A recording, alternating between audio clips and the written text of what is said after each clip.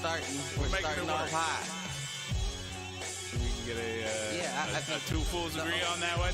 Oh, by the way, look, we got the wide shot. There was you had accountability. Now what I can Now all you need is a podcast and a YouTube channel. no, not even. Where give me the money. Show me the money.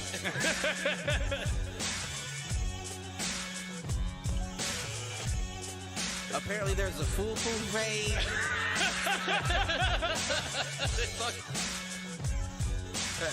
Shoot the J. Shoot it.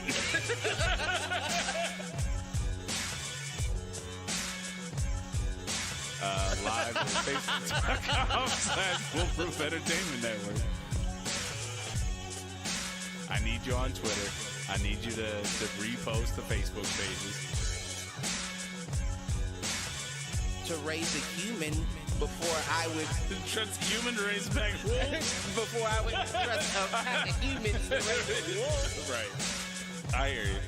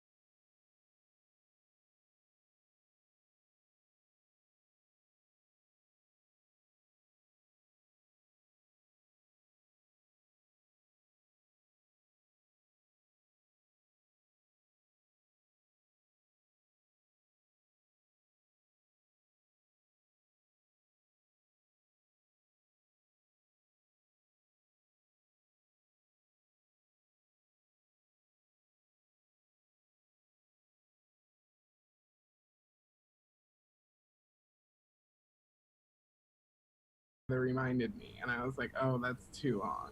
That's too long. Yeah. Well, we have known each other for quite a long time. I mean, your brother and I went to preschool together, or I guess he was a mansion kid with us. So first grade, kindergarten, first grade. I got it fixed. We're back. We're back. So real quick, I'm gonna redo introductions, but I don't understand because I don't turn it off. So I don't know what happens. I don't know. I blame you for making me paranoid about it like 6 months ago. And then... What was that? When I said I didn't want to be... Yeah, when you told me you didn't want to be on like the outro, didn't want us talking over the outro. And so for whatever reason now, it gets left off sometimes. Well, I don't know what I'll say when I think the mic's cut off. That's true. So, that's true. But... if you'd like to reintroduce. All right, so I will. I'll reintroduce just real quick. So we already did our spiel. What up, fools? Episode 54. We have Victoria Vincent joining us live from Chicago. We're going to get to talking to her a little bit here. If you're coming in as the conversation in progress, welcome to the show in progress. Was it muted or was it just off? The sound was muted. I got it. It's like I said, it's fixed. All right. Well, so what do we want to get into here? We want to Victoria, tell us a little bit about yourself. Let's start there. We'll start there. Put you on the spot. That's perfect. That's great. That's perfect. Yeah, I live here in Chicago because I don't know, I had to get out of Ohio, and I get it. Listen. yeah, I work in medicine, I do, and then I decided that that wasn't enough embarrassment, so I became a stand-up comic, Mhm. and it's fun. Like it's definitely, I would say being a stand-up comic is sadder than working with cancer patients, but Oh shit! you know it's a Don't do close that. tie. You stop it, cause I did my So yeah, homework. and I try stand up. Right now stand up's dead, so I'm going insane. Chicago, we've been closed since Halloween. Got it. So we had our second shutdown. So I just kind of like, I'm going like stir crazy. I've been building dollhouse furniture like a psychopath.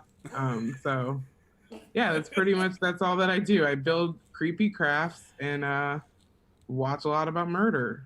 And the two are closely related. I can see that. Hey, I've got a basement where you could practice your craft. Yeah, Listen, I'm sure I if got a you. lot of tools in the mail recently because I was doing more building, and it looks like I'm building a human friend. Gotcha. All right. Yeah, you're setting up your own torture chamber. I Yeah, get it. why not? Oh Well, shit! I will say that catching I think it was a clip of probably a set you did over at, I think it was, what was it, the Laugh Factory? Was it the Yes. Yeah. the chill as fuck clip? Oh yeah, I had that Yeah. one too. That's an older one. Oh, is it? I loved it. Yeah, I thought that's listen, it. So we caught a That- couple of clips and we were like, hey, we kind of know her. Maybe she'll want to. Maybe we can get her to come on. listen. I did my homework. I even saw you on the what was it, the Las Locas Oh, that's so funny Yep. that you found that. That is doing your homework because I don't know where that is. Listen, I don't know how you got there. You don't know about me. I'll look you That's up. it. That's right. Yeah, I did that show I did that show like maybe a month ago or 2 months ago. I don't know when. Oh, Yeah, because I really? did it on Thanksgiving weekend. So Nice. Okay. yeah, that's so funny. I enjoyed it. Yeah, I don't like. It's weird because now I'm realizing people can find stuff that I post on the internet. Like my coworker's like, "Oh, I'm gonna Google you." I'm like, "Oh, please don't do that. It's a lot of buttholes." Oh, So I'm sure that's gonna bite me in the ass down the line with all the shit I talk about on here. Especially on here, yeah. yeah, but the difference is you don't have to go. I don't know. Maybe you do, but if any of my patients ever heard my stand up, I don't know if I would. You don't know how that would play out. I mean, I have a few patients who know, but I don't know. I think- really do try to be like a clean comic. Like I think I'm pretty green, except for like my dating material is really like weird. But it's not me that's doing the weirdness. So I think it should be fine. Right. I'm just like if you're repeating something someone said, like if someone said fuck up your asshole, you would like, it's just you repeating the statement. That's That's basically true. what it is. I'm repeating the gross things guys say to Say me. to you. So I'm really good. I saw the one. What did you say with the dude? You said you went on a date with the white dude and he brought up stop and frisk. I almost pissed myself. Oh yeah, I I forgot almost it. pissed. You really did listen to that set. That's a good Listen, one. I Yeah, I almost didn't know what to pissed do myself. about it. It's super weird. I literally don't. And that's a true I don't story. know what people want me to do. That's a true story too. I bet it is. I know people bring up ignorant shit like that all the time. Well, it's like they want to be like, especially in Chicago, it's like it's a mix of like there's bro culture and then there's hipster culture. right. And like so the hipsters want to be especially woke. So they want to make sure they understand everything that I'm experiencing, where I'm like, oh no. Like I've never experienced anything. I'm just over here, living my life, watching Gilmore Girls, and like I'm not the black friend you want. Clearly, I mean, I'm the one you get, but I'm not the one you want. listen, you up there with, you may be the one, you definitely the one you want. You up there, Wrigley Stadium. You hear what I'm saying? That's fair. I do live on the 30th floor by Wrigley Stadium. Listen, Look if at you're, you. If you're building, I know, right? If I'm your over here building like I goes- got the lake in my view and I got Wrigley in my view. I'm doing well. Well, I'm single and alone, but I'm doing well. if your building goes up past 10 floors and is not a gated community, meaning they're fencing you in and not people out. You're doing well for yourself. That's all I can say. I know, right? 50 floors. that's nuts. And Listen, literally, my dad said he was afraid of like I told him I was living on the 30th floor, and he was like, "Oh, I don't think I could do that. I'm afraid of heights." I'm like, "You're in a building. Like you're not like scaling the building. You're inside of it." But you just talked about your view. I understand. And I know you have a balcony. Yeah, but like it's like I live on the 30th floor, but he's like afraid. I'm like, "What are you afraid for? This is like ground. I'm not like." But I feel like 30 floors up, you can feel like the building sway in the wind. No, I actually couldn't. No, you I couldn't. think the only All time right. I ever feel the building sway is during like the air and water show with the planes. Gotcha. I was about to say, that's a real thing? The air I've and water never show? been in a building past 10 floors, is why I'm saying that. But I mean, is the building sways the higher up? You can definitely, there are definitely buildings where you can. Buildings sway. Chicago buildings are built that way. If you go downtown, if you're ever in downtown Chicago, you can see it because it's the way the architecture is done. In order for the buildings to be stable in the wind, is they do sway a little bit. They have to be able to have a little movement, otherwise wind they resistance. tip and they fall. So if you're ever in Chicago, just like look up and you'll see a slight sway. Like, or I'm just high a lot. So, like, Listen, well, This is a good choice. I'm sure I've seen my roof sway a few times. Looking, and that's a ranch, so that explains to you how much I indulge. Well, you're learning. Yeah, just come to Chicago. There's weird buildings here. That's true. We used to be there twice a year for both football and track when I was at CMU because we played University of Chicago a fair amount. Is that right? Oh, you did? That's where I work. Those yeah? assholes. Yeah, no doubt. Well, I mean, I went to Carnegie, so it wasn't much better. You know what I'm Oh my God, I forgot you're smart. Not that I mean, like, I didn't. Me it's not too. That I didn't think Me you were smart. too. I just didn't put it together. I mean, if people listen to the show, they probably don't think that, but you know. Well, it's they all probably good. just don't think that because of the company you keep. But Well, I went to the #1 party school in America. what is that? Not OU? Yes, I went to OU. Why would I know that? I don't know nothing about college. But let me tell you, I loved OU. It's a great school. I mean, I wish I would have tried harder when I was there. Right. Made a conscious effort. Well, why? Look at where you are now. Right. Oh, it took me a while. It took me a while to get here. No, I'm just kidding. I've earned nothing. Stop it. Stop it. I have to say, I think you feel like a failure sometimes. I don't know how all the time, really.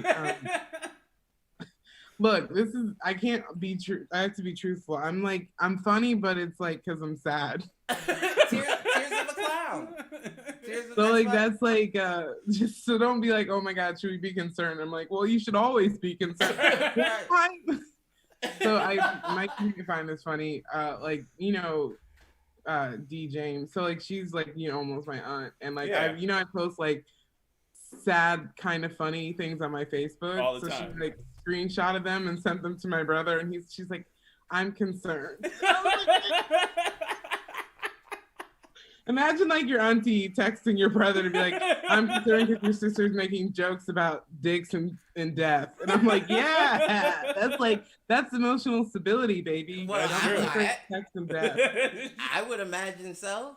You're comfortable. She's not comfortable. Your aunt's the problem. I'm on it.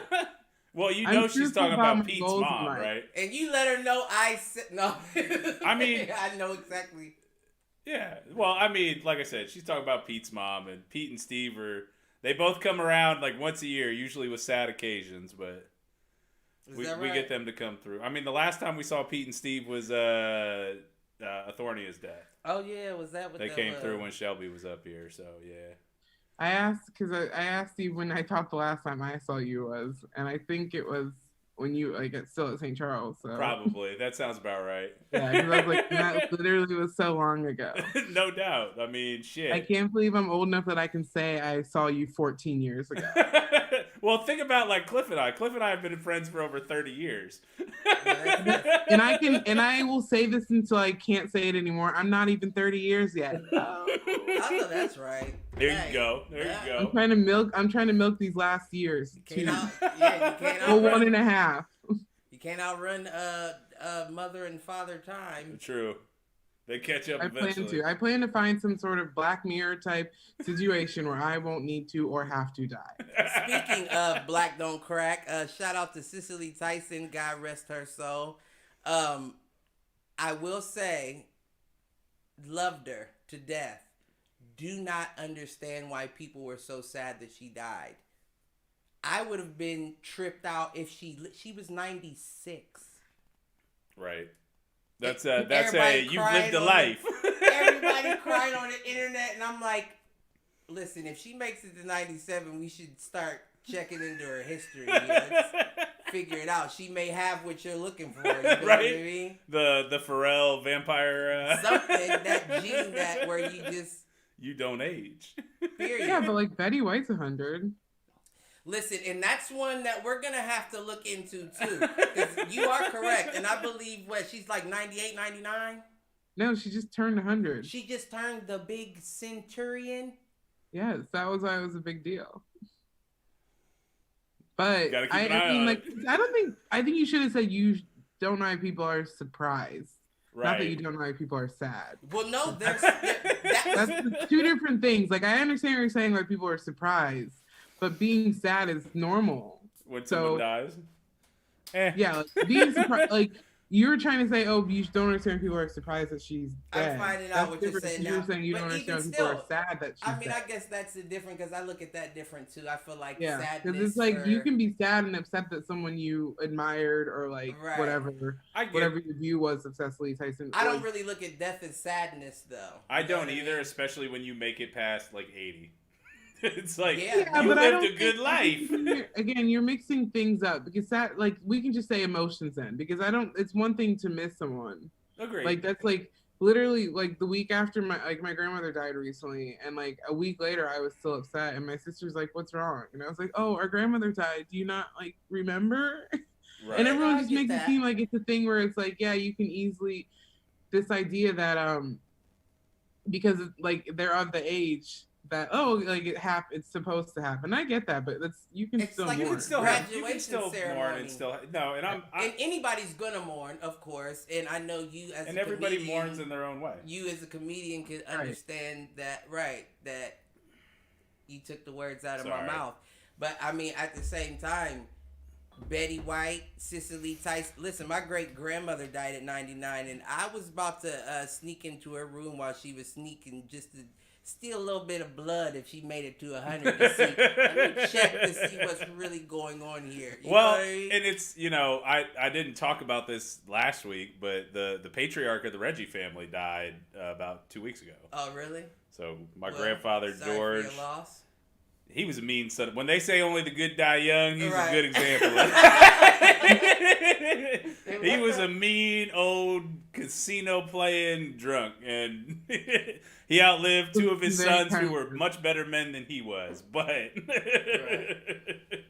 but I understand, like, everybody handles those kind of things in different ways, and it is what it is. But all right, this is some depressing shit. We're gonna go ahead and move on. Cliff, you got any inadvertent thoughts to get us going? I do. I actually have a few. Before we do get into that, I'm not spiking, am I? Nah. Okay. I am a little bit, and so I'm trying to adjust volumes over here, but it's not bad. It might be like we talked about. It might just be the cord on the microphone. I'll get a new cord for that. So I'm actually glad that you're here, Victoria, because one of my inadvertent thoughts is in relation to feminine products. Not anything crazy. I was going through a bag of a roommate of mine. Okay, already off to a bad start. Why are you going through your roommate's bag? No, I should have said ex roommate of mine. It was that a bag still that does not make I any didn't know whose bag it was. It's in my house. Oh, okay. You know I what thought I you mean? were saying like, okay, yeah. I So you didn't said you went through it after they were gone. Was left, they left right? They've been gone for years. Bag was left, and I saw it, and I saw these little uncircumcised Q-tips in the bag. You know what I'm talking about? The Q-tips with the fat thing around them. No. Okay, so there's so many things I want to ask you. Start with what I think you're saying is a tampon. No, that was actually my first instinct as well. It's a Q-tip. Because you said uncircumcised thing that looks like a Q-tip. Okay, so you know how the regular Q-tips are like, blue. Right, they've got kind of the hourglass shape to it. And then there's the Q-tips that are like that, but then they get fatter as they go down. Which sounds like a tampon. It's like on a stick. It's on a Q-tip stick. Okay. What are you talking about? I don't know what. Are you sure you're just making an assumption that's a feminine thing? Well, no. I'm. It's probably not a feminine thing at all. I'm just asking you because it was in a bag full of other feminine products, and I'd never really seen them before. So I was wondering. So it's not necessarily a feminine product, is what we're getting at. So I was wondering. Right. I was wondering, is this used for makeup? Do you have a shallow ear canal and you're I don't know, about... man. I think you need like a police sketch artist because I don't know what you're saying. I don't know. I'm glad you asked because I just so happen to be a police sketch artist. So if you're about to draw a Q-tip, I'm going to tell you that's not going to give me any more information. Oh no, you're going to know exactly what I'm talking about from this. Either that or you'll still be completely lost because I feel like that's where this conversation is going. Listen, I bet you found a feminine thing. Watch, maybe this was a medical thing. Your roommate had some sort of disease. To be. What would that be for? To like take a sample? Yes, that's exactly what they use those long Q-tips for. Can you see that? No, because you're so far from this whatever your camera is, you are so far from. Well, he was showing it to the camera that's the YouTube feed versus is she not looking at that one? She's looking at that one. You're right. That's the wide angle shot that she's got. Is that all you showed me was just like a regular Q-tip. You see what I'm saying right there? No, she says that's a regular Q-tip. Regular Q-tip, and then the bottom would be the uncircumcised Q-tip. Okay. Have y'all never seen that Q-tip before? I don't know what you're talking about. So I think I've seen that Q-tip before, but that's again. I just want to because you got so focused on you got me so focused on the feminine product. Yeah. Well, don't focus on I think those are just those Q-tips that some people get, and I don't know why they get them. I can't tell you, but those are. It's not a feminine. It's just a thing. different We're not type shoving of Q-tip. Q-tips up our hoo-ha. They're not trying to. I would hope not. Okay. And I would hope you would need I would hope you need a bigger Q-tip. I mean, you know what I mean? Need versus want are two different things. You can put things up there that you don't want, but you need at the time. Well, there you go. Because you're just saying a big Q-tip versus a small Q-tip. Small Q-tips exist, man. Don't fucking fuck with small Q-tips. Well, I'm just saying I doubt that you would put a small Q-tip up there. I don't think you should be doubting or judging anyone. I'm just kidding. Listen, I don't know. We're not talking about Q-tips anymore. I see. I definitely see that. But I do want to tell you, no one put Q-tips up your beehole. I would love to know what they're for. It was the first time that I'd ever really seen anything. Like, I took it out and everything and looked at it and was like, you can't even get it into your ear like that because it's I know. I mean, so now I know fat. what you're talking about because I have seen them before, but I don't know what that would be for. You're right. You can't stick it in your. Maybe it's to prevent you from sticking a full Q-tip into your ear, into your ear that canal. brought up that's why it brought up an inadvertent thought. So I thought to myself, now I know the average person uses a Q-tip to clean their ear, but what do you use? Do you use a Q-tip? I like to clean my ear until I go deaf in that ear for a few days, and then I have to get earwax removal kit, and I do that about once a month, and I do that for a week. So yeah. So that means you use a Q-tip. I use it as a regular Q-tip. I use it to clean the ear. I'm that person. You're really actually not supposed to use Q-tips, I believe that. See me, I feel like all the time because a Q-tip in my ear is like a vibrator in my nose. It's like having an orgasm. Have you ever put a vibrator to your nose? No, I don't know what a vibrator or putting it to your nose. I don't know what putting a vibrator anywhere feels like, but I know exactly what you mean by the feeling of you putting that Q-tip. Right. Well, okay. We'll take a vibrator and put it to your nose because it's pretty orgasmic. Your nose?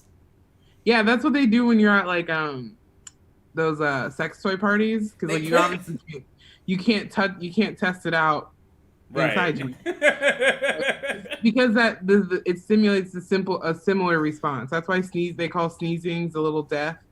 Oh, those are right. orgasms. Is that There you go. listen, building sway and you can nut from your nose. I'm learning things today. When I was in college, peer romance parties were like all the rage, and every one of my friends was a peer romance. I feel like that is perfect fodder for an episode at some point. Is to do a live pure romance party on an episode. I don't even know what that consists Oh, you of. can't. There's no guys allowed. Oh, that's right. I Men don't are even allowed. know what that consists I actually, that actually brings up an inadvertent thought from like 4 weeks ago for me. I actually saw an ad where they're starting to do like couples versions of a pure romance party. I don't even know. Yeah, that's just called an orgy, or like the intro to an orgy,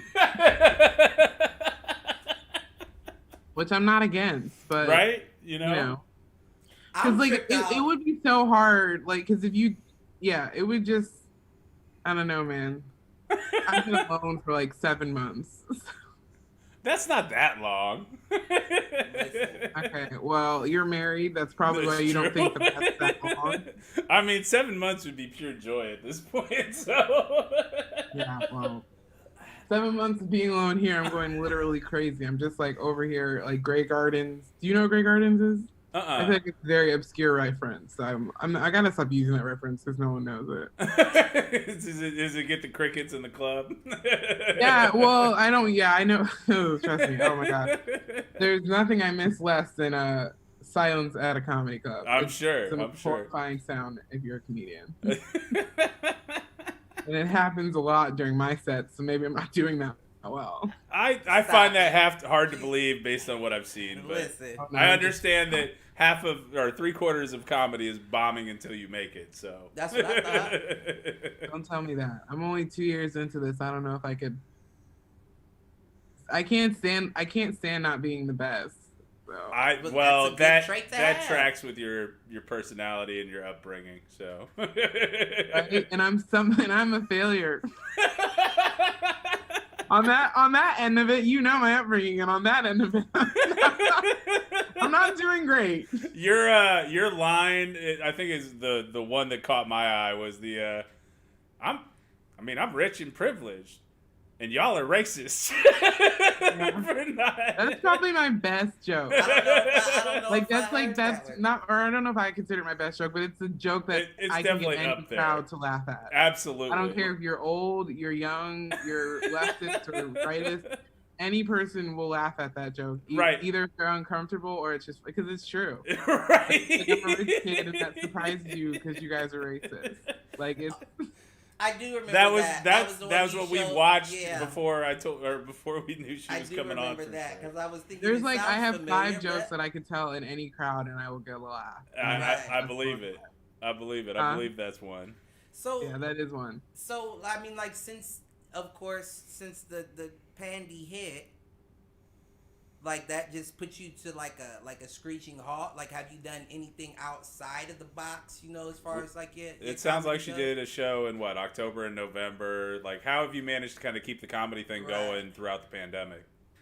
Well, so the first few months I was doing a lot of online shows. So that's when everyone was home, and that so there's this one very famous. Well, to us it's very famous. There's like a open mic show at this one really famous club, and it was started by like Cameron Esposito and some other less famous but famous comedians. Right. So I was doing a lot of shows like that at the beginning, and then Chicago did open for a little bit. So then that's when that Laugh Factory clip I have was actually from during the pandemic. Oh, Okay. really? So that new clip that I put up, because I was at that time it was just limited seating, so I did do about 3 months of shows. It was really good because I feel like the reason I was getting booked is because all the A team didn't want to do it. So they're like, step up B team, and then I was out there doing shows. Hey, that's called Dude, taking I your think shot. they were asking the good comedians, and they were like, no. And then now I'm reliable, so they're like, we'll book her again. That's Listen, awesome. That's a foot. Yeah, in the because it was door. for a while. I mean, like I didn't expect comedy to be a real thing, so that's why I've been so, like with my career, it's like I'm being pulled in all different ways. So it's hard for me to, if I pick medicine, if I pick comedy. So I didn't expect for it to be something that I'd be good at. It just wasn't something that I thought of. I joked about it in college, and then it was just like it kind of happened. So it now, people think it's like, wow, you're like getting booked at this comedy club every week, and to me it doesn't see that amazing because it's hard for you to get. I'm still way off from where I need to be, or from where you want to be. Need yeah, and I guess, want, but I it's think, just, are two different whatever. things. We'll have to see if she gets going here with Dave opening up the club out in Johnstown. Out in Dayton.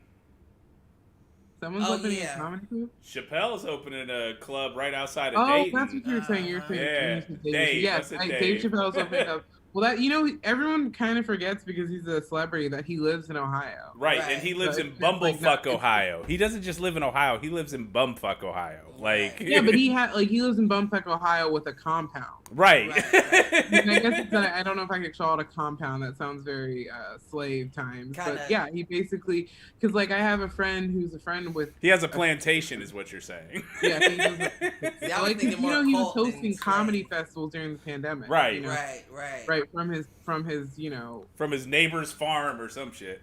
Yeah.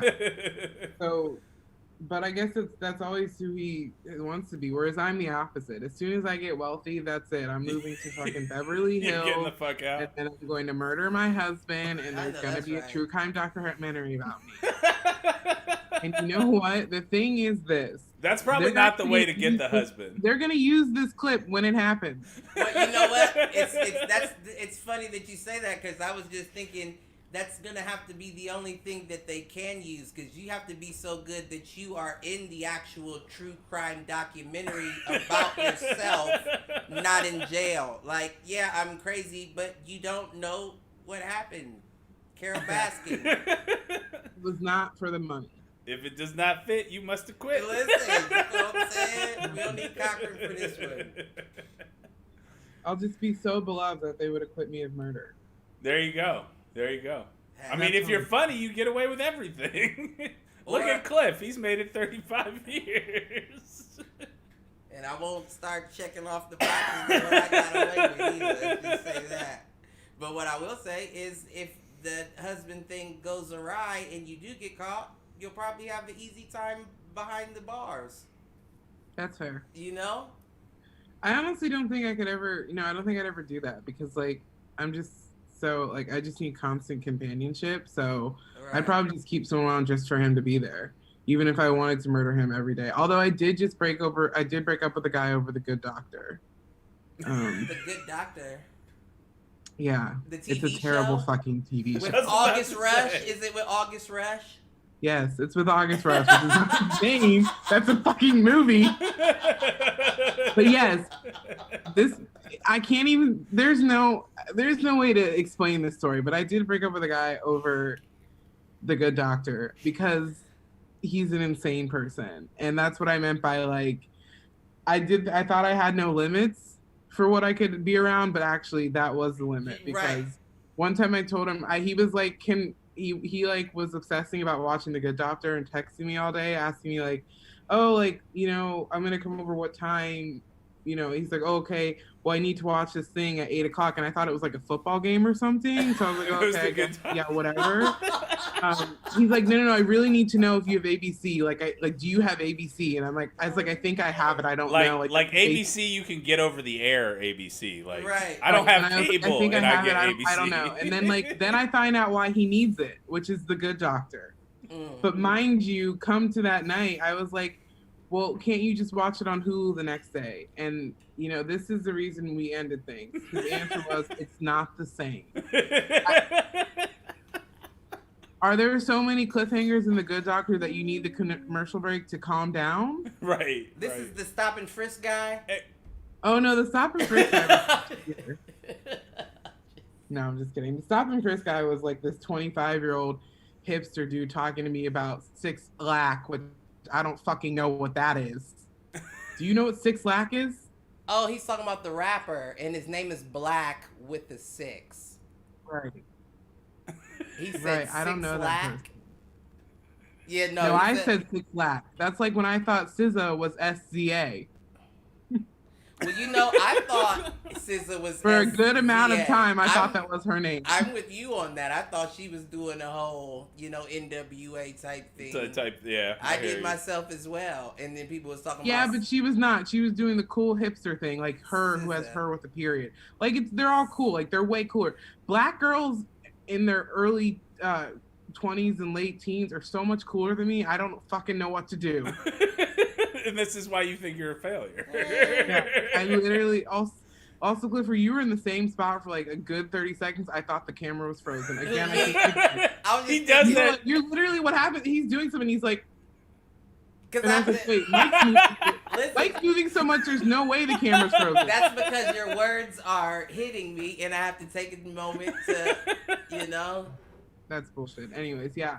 You're right. It is. That's what everybody.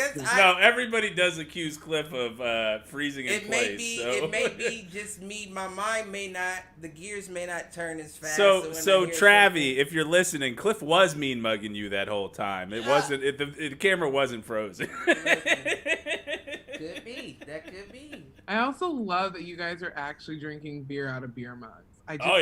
That's part of the gimmick. That's such an Ohio Midwest person thing to do. You guys are so below me. No, I'm just kidding.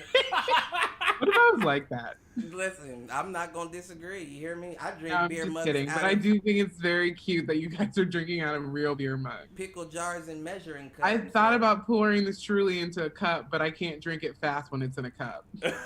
Fair enough. Wait, why not? Are you can't drink it faster in a can than a cup? I don't. Yeah, because I don't know, it just like slides down my gullet. Like in one fell swoop. I know what you mean. Like you like open you don't open your throat the same. You know how you drink a beer. You don't drink it the same way. What's that line from Super Troopers? You got to open the throat, cup the balls.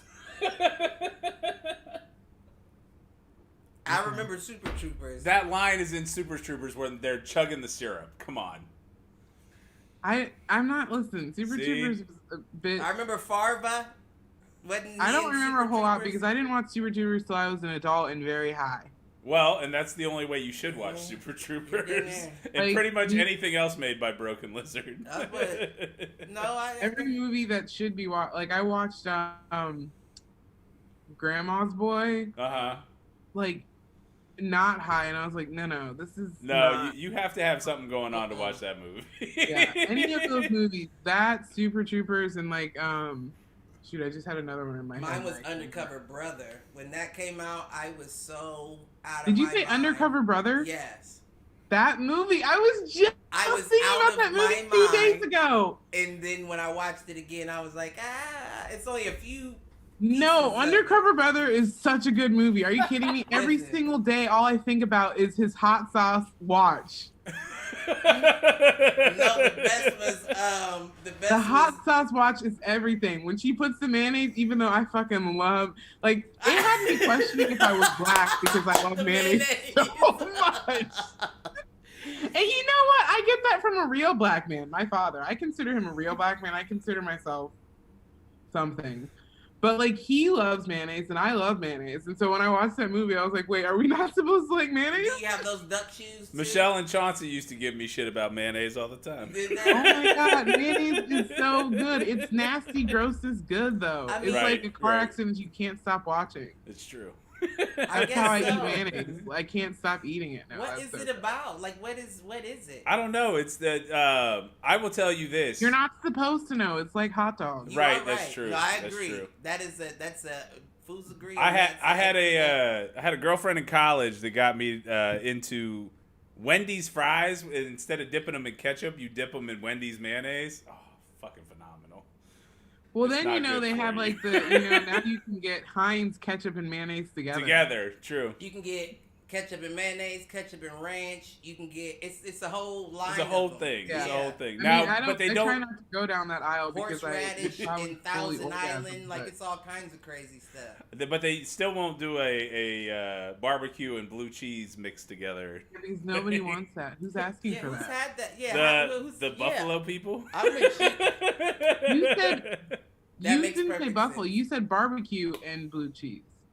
I said the Buffalo people. I said barbecue. The Buffalo people are they're the ones asking barbecue sauce and blue cheese mixed together. Okay, because I could understand buffalo and blue cheese mixed together, but barbecue and blue Right. cheese. Oh, see, I just like That sounds better. like curdled sweet nonsense. You know what? I got nothing. I got no follow up.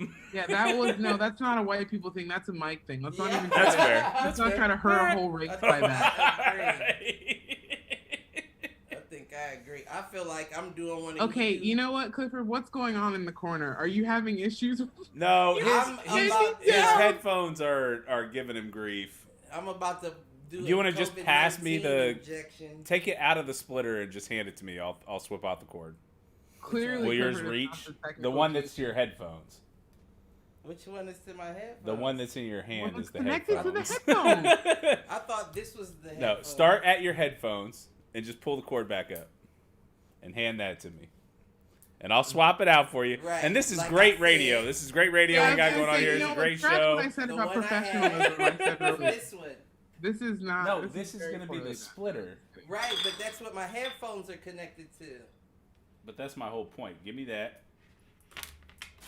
Okay. Well, while they're doing whatever. While we're doing, what do you got, Victoria? What topic do you want to jump Every into time next? I look at your Well, clearly I saloon can't doors, hear. I just want to. I'm so that better? concerned. There's Perfect. saloon doors inside your basement. Yeah, I don't know how to kickers. explain that. So we've got. Yeah, that's an Ohio thing. That's architecture. That doesn't make any fucking sense. Is Well, that and Ohio? again, this is the basement was obviously not finished when the house was built, and I feel like they just threw something up. And I will swap them out, but I've been here 2 weeks. No, and that, you really. that hasn't been a You have to priority. keep the saloon. No, the saloon doors are priority I to think keep. we should. Oh, you think I need to Me? keep it? My whole thing is if you're So that way, carrying- when they do the documentary about you becoming a murderer, they can explain that. They can be like, "Oh, well, that's clearly the start of it. Those saloon doors." since we're talking He about saw said, those and he saw Murder Kitchen immediately. said rabbi, I'm thinking like, what's the easiest door to open when you're carrying a body? True. You know what I mean? Fair enough. It was either that or the beads. You know what I mean? And rabbis That's don't fair. do the And, beads. and I like would have that, picked the beads. so. I would question less the beads in the basement. I'm with The beads her are way all less the obvious way. than saloon doors. I'm with But, like, her all to the be- way. Oh, that's hilarious. Shit. Because you're saying it leads to another room, which makes me even more curious about the other fucking room. No, the other fucking room is literally it's got like a very murdery vibe. Man, I won't listen. lie. It's got a hanging like fluorescent light. One that you hit, like, you Yeah, can hit and it it'll then swing You're back not and helping forth. yourself. Maybe this rabbi was a murderer. You should dig up some. Your dog's gonna dig up a bone one day, and it's not gonna be a non-human one. Listen, I'm just saying, it's a big backyard. I mean, we couldn't find any evidence, but you know, I it's think quite possible. the evidence is around us. Super possible, right? So my parents, they bought a big farmhouse with like 80 acres of land or whatever because my dad's having a midlife crisis, way past the middle of his life. But No, that's what you So- don't know. He's another vampire. Dr. Vincent is gonna live forever. But no, he hits 90. But when they bought the house, it was right when I got super into murder podcasts, and I had just listened to the one about Mount Vernon, and I was like, Oh "Fuck, no. that guy definitely lives near my parents." I'm sure. And you know what? Because the thing is with the 80 acres, when you're in the house, it looks like the start of every zombie movie. Like, Mhm. the darkness where you start seeing them come out of it. That's Right. what my parents' Right. backyard looks like internally. Right. And I'm like, I don't know how you guys sleep every night. When I can only sleep when I'm home because I'm high. Actually, that makes it way worse. I was about to say, I don't know that would Yeah, help. you should not. When I started eating weed a lot, that sounds weird. When I started having gummies a lot, I was watching an episode of Nancy Drew, and it scared me. And that's how I knew that there was something wrong with me. So I think I also watched Indian in the Cupboard, and I thought I was the Indian in the cupboard. But it was like this, like, it was just so euphoric. I will tell you that the silence was a problem moving here. Like moving into Bexley, especially after living like literally next door to the freeway and living in the hood as long as I did. Right. It was too quiet. Listen. I have I love problems. Bexley. I- Bexley, Have problems living in the quiet. it's like good quiet though. It's not. It doesn't have like the Stepford murder vibe that New Albany has. Are you sure? I think so. I feel like Bexley has less like Stepford Wives, more like New York Jewish mom. Yeah, you're probably right. No, and Bexley is just so small. Like when you get down to it, it's literally like a 20 square block radius, That's if fair. that. Not even radius, a 20 square block diameter. No, it's bigger than that. It's really not, dude. It's Oh, you only said like 20, I guess, from Cassidy to James. basically Gould to Nelson is Bexley. Yeah, I mean Bexley's small, but if I had to pick somewhere to live, I'd pick Bexley. Well, and especially because I've lived in like either Old Town or just outside of Old Town my whole life. Like I grew up down at Livingston and Champion. We lived in Old Town until we moved to Bexley. Like that's what I said. I lived in the hood. I know where you lived. I don't even like driving through this motherfucker. But I also didn't live like here's the thing. I honestly didn't know surgeons were wealthy until someone else told me. Because what was wealthy? I'm not. Listen, I don't want to. I love my father, and I'm not going to down talk the man. But if you didn't know he was a surgeon, you wouldn't know he was a surgeon, because I hear you. The man wears high water khakis and fishing shirts to work. No, I mean I get that, and I honestly do the same thing. Like I go to, which is like the opposite, because I make no money and I live what fucking Vito Loco over here. And I was like, how did you raise this monster? No, my mom was like, literally, I made that joke. I make this joke on stage, but my mom was like, you should put some money in a savings account. And I was like, what's a savings account? What are we doing here? Are you guys all not spending your money immediately? Listen, I'm telling you something. I mean, I get it. It's funny. I moved into Bexley with, Cliff and I have had the discussion about how much this house is, but I go to Kroger in fucking torn sweatpants and cut off t-shirts. The one down on Main Street. Like I'm incognito. I'm not trying to boast about what I got, other than I did get the new vehicle slightly before the house. I got a 2020 Explorer, all black. Oh, fancy. Yeah, I just need to. It's so hard for me. That's why I have to marry rich. I get it. I was like, you created a monster, and I only know this lifestyle. And I don't want a whole Menendez brothers situation, so just give me some money. I would not murder my parents for money. Please don't. They're worth far more to me alive because they're still working. Well, there you go. Your dad's still working? Yes, both my parents work full time. I thought your dad retired. No. Oh, Jesus. Well, props to him then. Yeah. You guys want to? My dad is still does surgery. I was about to say, yeah. Okay. I mean, but I honestly think them working in medicine kept them young. I mean, people say medicine ages you, but I also think that it allows you to go longer than people who don't work in it. What makes you say that? Because it's horror. It's just like you're used to this endless. Like even me, I don't even do something. I mean, I would consider what I do important, but like it's not as stressful as the things that other people are doing. Right. And like I still am like working tirelessly. Like during the pandemic, I was down like 2 people who should have been doing 5, like the work. I'm doing the work of 5 people with 1 other person. Yeah. And on top of that, it's like you don't have any of the proper things you're supposed to have. You just become adapted to this lifestyle of like the hard work and this like tireless effort to like continually do things, and it's endless, especially from like if like when I would say as a doctor it may get more cozy at some point, but my dad was a surgeon, so it was like he's doing 10-hour surgeries twice a week, right?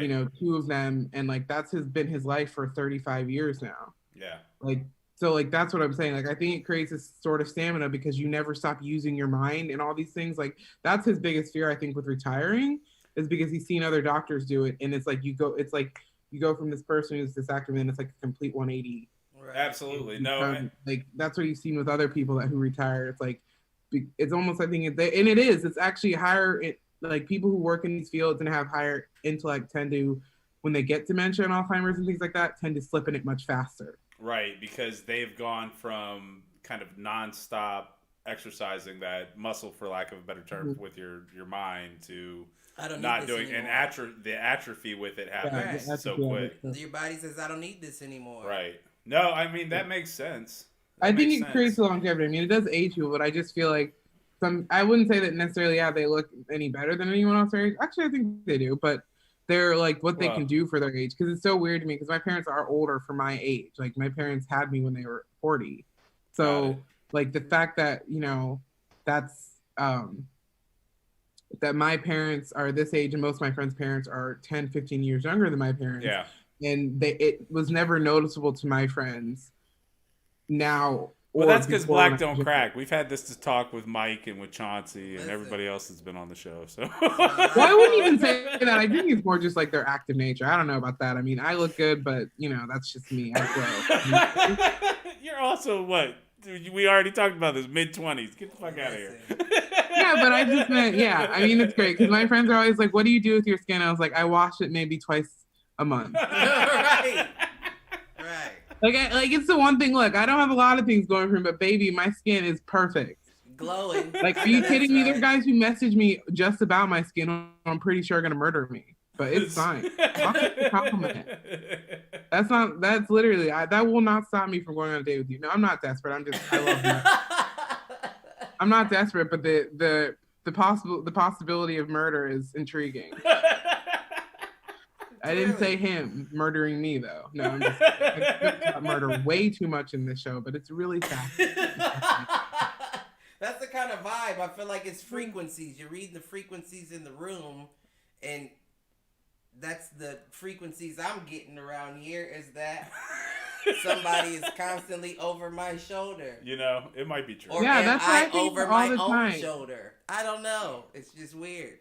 It's literally like, the thing is, like I said, I like a lot of those murder podcasts, and there's actually one about this girl. It was an I Survived story, which any girls who listen to this, which I'm sure is zero, will know the reference if they listen to murder podcasts. But there's a lot of these things we call I Survived stories, which are the people who survive. Right. And one of the stories is about a woman who lived in a fancy high-rise like me. She was much more successful. She was a lawyer. I'm over here doing nothing. That's not the point. Anyways, one of the people who worked for her security of her building broke into her apartment because he had a key and like tried to rape and kill her, but she fought back and like bitch fucking did shit. Anyways, I think about that every night before I go to sleep. Or I'm just kidding, but yeah, she survived and she's a badass lawyer doing shit, and I'm like, that's because women are strong as hell. Right. And so if anyone does try to come in my apartment and murder me, first I'll say, please don't.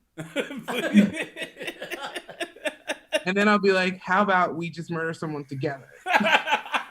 Let's team up. Turn the tables on them. Turn the tables on them. That's literally what season 3 of You is about. I'm pretty sure. You guys watch You? Mm-mm. Oh my God! How do you not watch You? No, I don't think I'm following. I don't think I watched. I know of a You. Do you know what You is? No. I thought that show was over a while ago. I thought that was like the Black Real World that came out on BET. You know about the college kids? You know what I'm talking about? Okay, but we're not talking about the same thing. Okay. I figured as much. You're on the north side of Chicago. Because I just want to know, was there a lot of murder on that show? A black reality show? Listen, I know I thought that was the black reality. Oh, can I say that as the white guy? Sorry. Response. Like it was NPR, man. They got some titillation conversation. At my Johnny Carson desk, as Cliff calls it. Let me find out. Maybe the poor man's Johnny Carson. Right. No, I put this together myself, so you know. I'm not going to be mean because you have a very lovely home. And listen. And you're just seeing the basement, so. Yeah, well, I think that's mean enough. as you feel. No, You is a show about this guy who appears to be very. I know we were maybe. Oh, the stalker yes. guy, and he kills the people because he likes the girl. Yes, I do know about that. I couldn't really get into it. That's such a good show, and like the reason I was talking about, that's why I said season 3 because I'm pretty sure. Well, I don't want to ruin it for you guys, but it's such a good show. But in the end, he meets someone just like him, and then he doesn't want her. You're gonna reject the girl who wants to murder with you? That's how it always is. You don't want. No, you don't. That sounds like Santa Clarita Diet. That's with Drew Barrymore and Of she's course a you watch zombie. that show. Of course you watch I've never that seen show. that. I've never Are you seen that's the show that a suburban mom or dad would watch. So I can totally get that you watch that Listen, show. well, let me touche, because you isn't too far off. It's you're in the same realm with your cousins. Let me just say that your cousins. They're not cousins because there's no Chanticleer Diet is like that, like stupid, like not even campy because I no, like it's definitely campy. I know campy's too good a word for that. Oh, I just found out what that meant last week. So I don't... No. It's not campy. It's like that, like you know what's gonna happen, but it's funny, but kind of drama. It's like B movie. It's like a B movie, like yeah. from the 50s. You and 60s. is a psychological thing, and you get into like literally. Okay. You should be concerned about who wrote it because you really get into the mind of the serial killer and the fact that you see their logic of what they're thinking. Like, so for him, he thinks he's murdering all these people for her because they're hindering her life, and like he's the perfect thing for her. And then the same thing happens in season 2, but then the girl. Like, you guys don't care if I ruin it, right? Because you're not going to watch it. I'm not going to watch it, no. But anyways, in season 2, spoilers for anyone who does watch the show, he goes through the same process again with a new girl in a new city, because then he gets brought up, like, they're like, oh, like in season 1, they kind of figure it out and he moves out of town, whatever.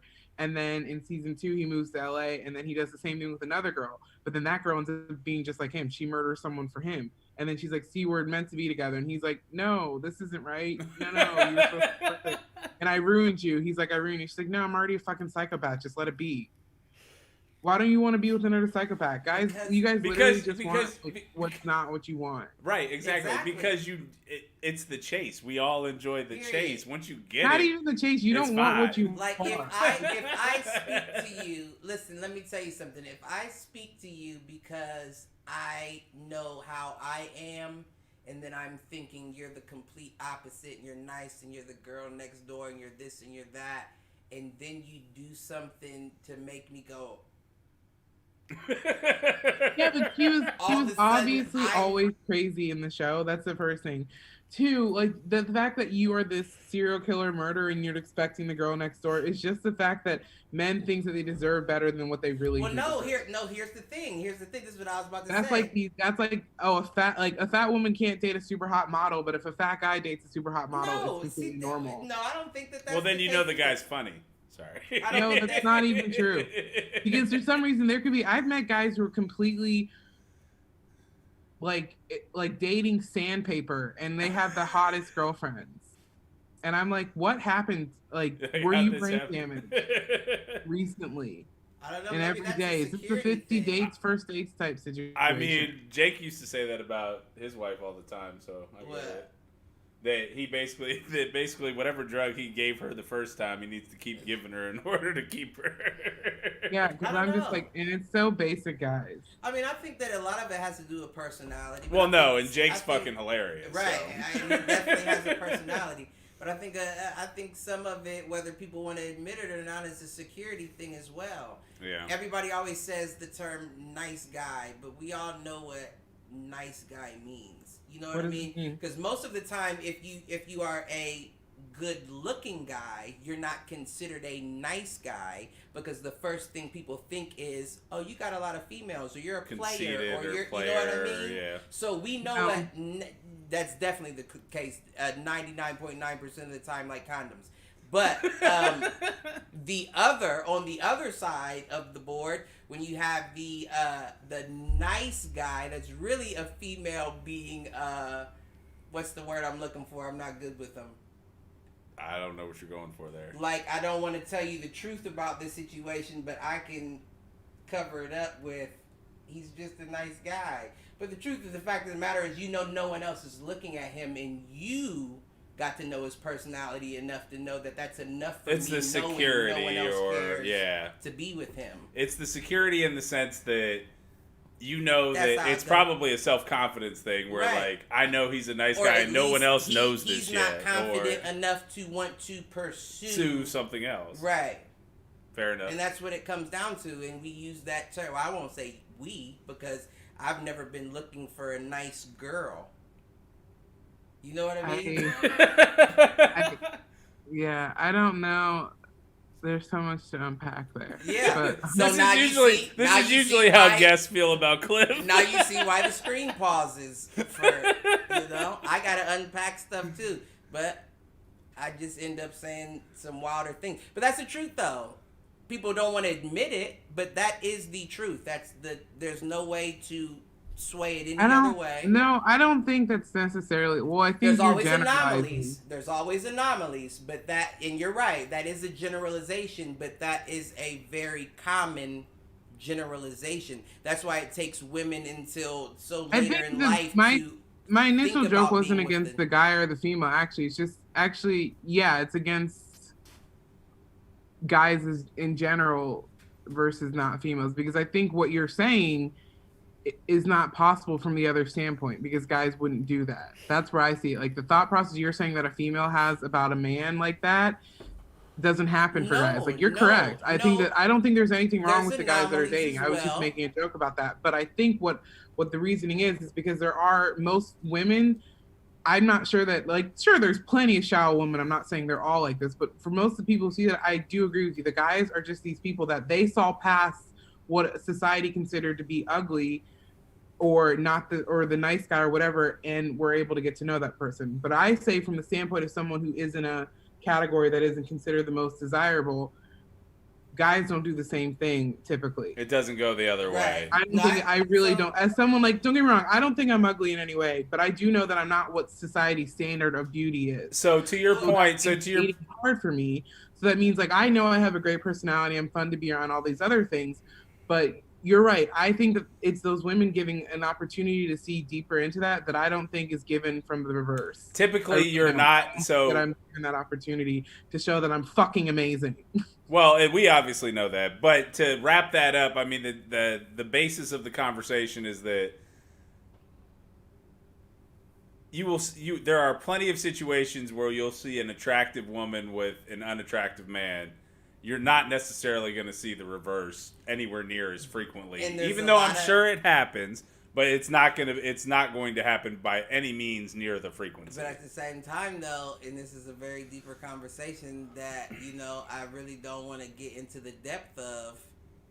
But I feel like there's a reason behind that, because there's more sugar daddies than there are sugar mamas. You understand what I'm saying? Like most of the time. Well, that's just the pay gap. in some situations, although that may be a joke, that is somewhat factual. True. But beyond that, you see more stay-at-home moms than stay-at-home dads. Although you're starting to see that gap close a little bit. Most men make money to pursue women. You feel what I'm saying? There's never and there never will be a vice versa. There will never be a I pursue money as a woman to get men.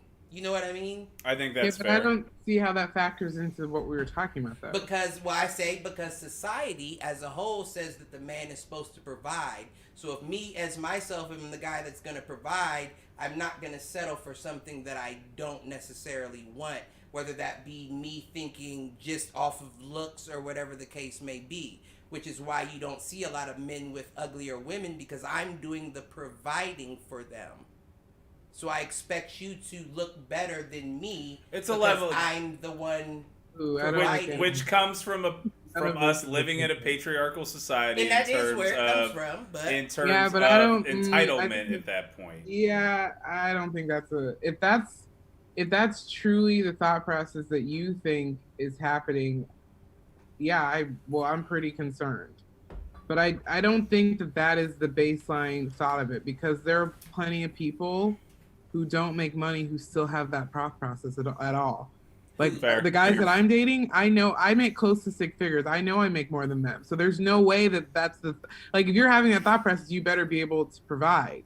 But that can't work for everyone, because the guy who works at a Fortune 500 company has that thought, but the guy who works at McDonald's also has that thought.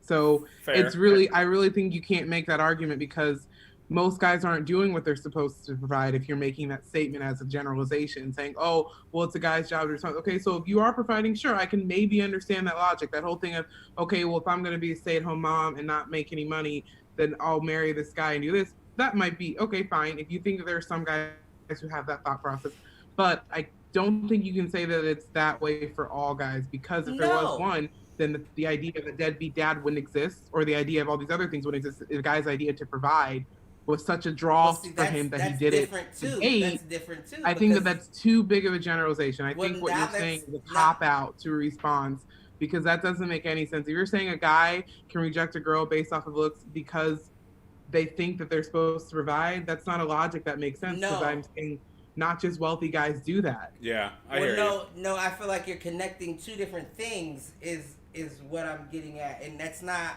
I'm not just saying that. What I'm saying is, if I'm a man, and we had this conversation on the podcast before about the guy who said you're not, I can't remember his name, the love doctor or whatever his name is, with my mom's show, right? Yeah. Right. But I can't. All right, they're talking about that podcast in terms of he brings people back down to reality.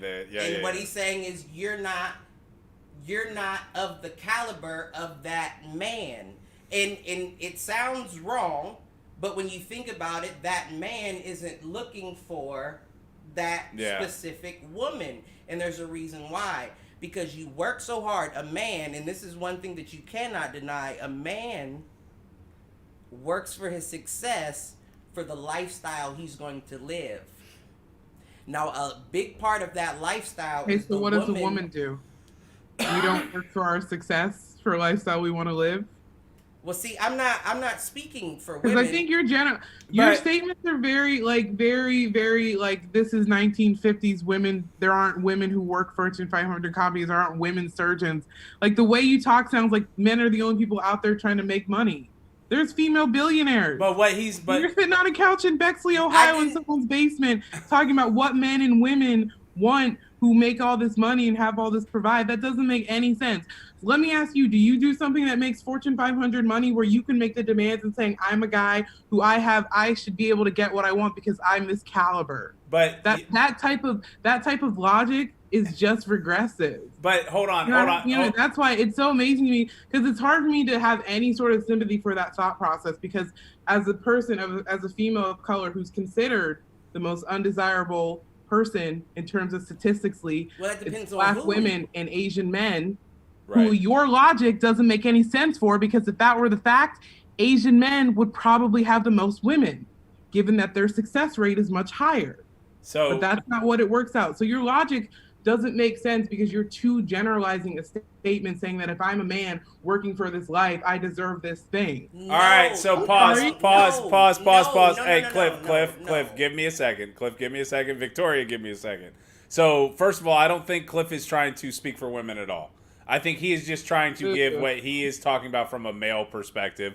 I'm not saying that's right. I'm saying he is talking about it from a male. It sounds like I hear you. Of men who don't talk to a lot of females. I hear you. So because you're in a times where like that might have been something that happened years ago, but they're equally as successful. Most of my friends are in power couples. Well, and I will also doctor, lawyer. That's the caliber. You're saying I have to be a hot housewife to marry a lawyer? That's what I'm saying. Like, this is an insane concept that you have in your mind. So, pause. The logic you're using for why guys don't take the time to get to know women is such a regressive logic that it actually makes men look like shit. Well, and I think that's more his point, that men are shit. But no, I don't think that was his point. He's saying that the caliber of women who get this, and that, that's not making a point, because it's basically saying the complete opposite of what I'm saying.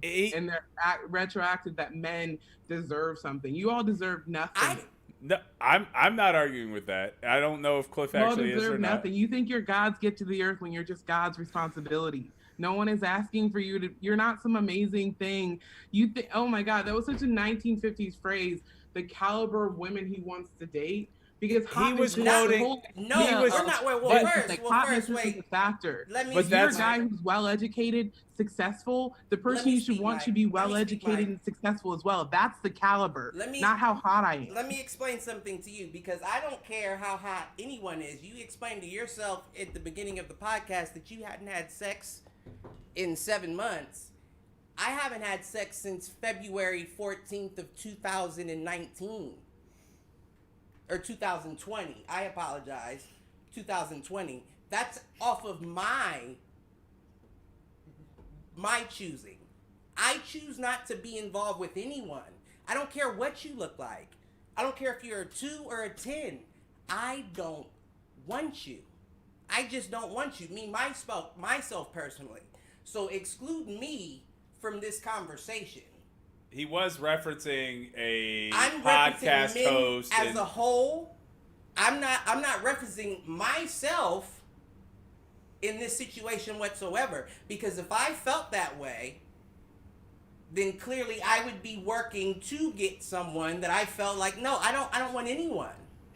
Right, but that doesn't change the argument, because There is no argument. You're right. There's no the argument. Point, but the point, no, okay, sorry, not the argument, the statement that you made, because what you're saying can't apply to all men, because you're literally the example of how it doesn't apply to all men. Your statement was a generalization about it applying the reason why men feel this way. And that and was there's said no way when you you can said think I that, was because you making a yourself just generalization. disproved that logic by saying that you're not one of those men. So that's my point, is like, you're saying that you're not making yourself the caliber for this because those things don't matter to you, because that's not something you're looking for. That's great. But I wasn't talking about you specifically. I was talking about the people you were referencing. Right, and you said I was making a generalization. Men of certain caliber, but my point was going back to not just men of caliber. Men who aren't of caliber have the same standards, and that's my issue with it. No. You're absolutely right. If you're a man of caliber and you want someone of caliber, I hope what you consider to be of caliber, sure, attractive is in nature, but hopefully someone who's educated and can get things done. Right. That's what I hope you mean. But I understand that that's not everyone. But the generalization that men are going to have that thought process about not giving women a chance because they have this certain thing that they've worked for and they want, that's like, that's kind of being a little bit regressive, saying that, don't you think women have those same thoughts and feelings? No. Like, you're saying that a woman doesn't aspire to be successful. I don't aspire to be successful to be a sugar mama, you're right. But you may aspire to be successful to meet someone of that same success. No, and I think that makes sense. And I think that yeah, like it was a lot of like backwards, like almost anti-women statements. Like you may not have thought what you were saying was like that, but it extremely came off that way. Well, and I think that I think it wasn't his point of view. I think he to your point, I do think it started out as his point of view, and then he did start referencing your Love Guru. But before he referenced the Love Guru, right, he did see it on his own nature, saying that this is why men do this. But you're saying it doesn't apply to you. So how do you know what men do? Because you're saying that doesn't apply to you. So then you are making a generation that doesn't apply to you directly. If I wanted to make a generalization about men, I could do it as well, because it doesn't apply to me either. Right. So making the statement that you're saying, oh, it doesn't apply to me because I'm not considering these things, great. Then that means that you're not the expert on that opinion. We have the same level of expert nature on it. Because you're not a man who thinks like that, right? So then you don't think like that. And I think that... So we both understand that type of logic is not complete across the board. And I think that's all a fair statement. So what you said was it didn't apply to you. You're saying every other man, but that's not every other man. There's other men who aren't like you or aren't like the other guys that you're referencing. If you're saying all men's driving to success would be for these things, then you wouldn't have homeless men. You'd have men who were driving to get their job done so they could marry a woman and, take their dowry and go on. Correct. By the way, I think we should bring back... If that would happen, then none of these people who are so unsuccessful wouldn't exist then.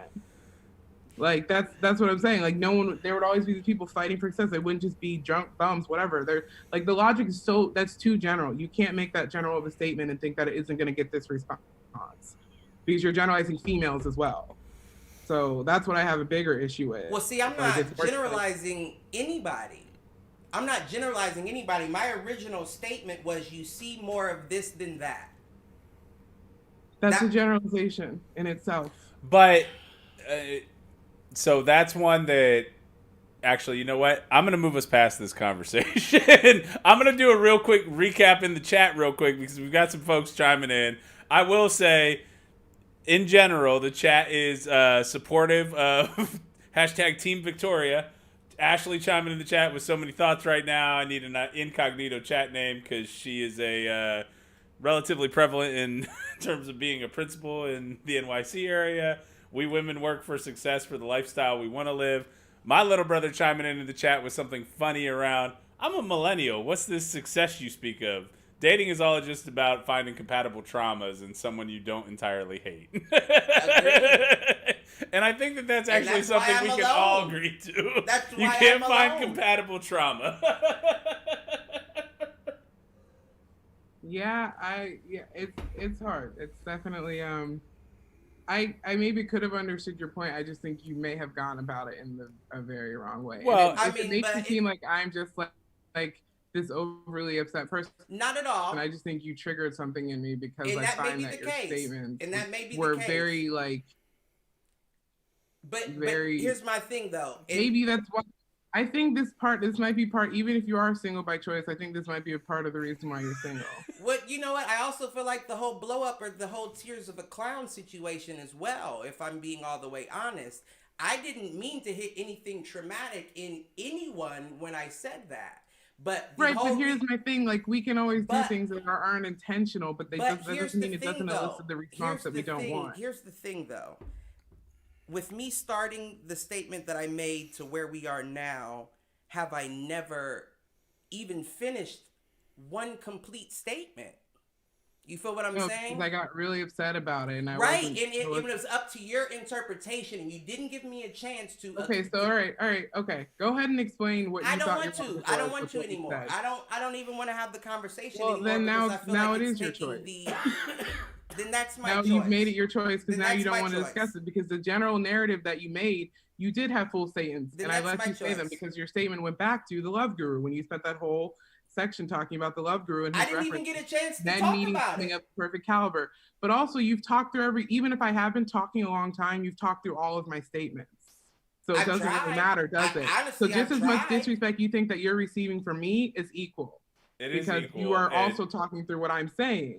So like I'm not sure what response you thought you were gonna negate from what you stated, from what I thought was just play hearted me making a joke about what guys think about girls, took it somewhere else. Because in the fact that you can't understand that is because of your position as a male. You don't understand how what you thought might have been offensive to women because you don't know what it's like to be on the end of something where someone thinks your job is to be pretty for a man who is going to get a successful job. Your only responsibility is to be this pretty thing. So as someone who in this, again, in society standards is never going to be that pretty thing, yeah, I opt for success as well as that thing that I hope that one day I don't meet people who think like you, who don't want to do anything, or people who think like I'm of this success that I deserve someone better than you. Well, see, here's the thing though, is because pretty in success, those are objective things. You know what I mean? Like it's not. Oh my god. Okay. It's not. So now we've turned this into like, oh, but the objective nature is exactly what you're discussing because you generalize the objective nature of men. You're saying that what they think of pretty is this necessity that has to be done. So you're right. It's objective to the standpoint of what we go back to my original point. This is what I'm saying. I could think the idea that men have to have this pretty person is an objective thing. So it's just like a circle of nature back to what you're saying originally, which is that men of a certain caliber, which is not a reference. It's like my whole thing is this: you can't say all men are of a certain caliber. Agreed. Like you guys aren't like you're great people, but are you on the caliber of Bill Gates in one retrospect? Are you on the caliber of whoever you might think a genius, Henry Louis Gates? Like, are you on the caliber of Neil deGrasse Tyson? No. So there are different calibers. I apologize if I didn't interpret. So like to reference people and say like, oh, it's a certain caliber, then you may not be there, but also the guy who works as a fry cook may also not be there either. Because what you're doing is saying that there's a certain amount of idea that a guy has to do this sort of success, and that's why he deserves such a thing, which it doesn't apply. That's too generalization about guys. So what I will that's too big a generalization about it. You're thinking every guy works for success to meet someone, then why are these people doing these things? No, and what I will say is, I think to your point, I think that there were generalizations made, and I also think that I knowing conversations that Cliff and I have had on the show in the past, and so I've got that historical context, right? We have talked a lot about the shifting demographic, and not even demographic, the shifting perspectives within, especially male culture, over the last 20 years. 20 years in particular, probably longer than that, of shifting from being a provider to being, I do think, especially in the last 15 years, you've seen a lot of change in terms of the move towards a more equal approach, which I think most people would agree is the right move. But prior to that, there was a big positioning in terms of how the media portrayed relationships, in terms of how society interpreted things. Like, there's a reason why we've had a lot of the court cases and decisions we've had over the last 10 years, right? Around closing the pay gap, closing those types of things, because there was that discrepancy. And there's a reason for those discrepancies, is that it was a very, and I'm not saying it's not still that way. It was still a very patriarchal society that we live in here in America. I'm not saying that's the right thing. I'm saying that was the reality. And so what I think, Cliff and I have had this conversation in the past about how this is changing. And yes, we've had some discussion around whether that's a good thing or a bad thing.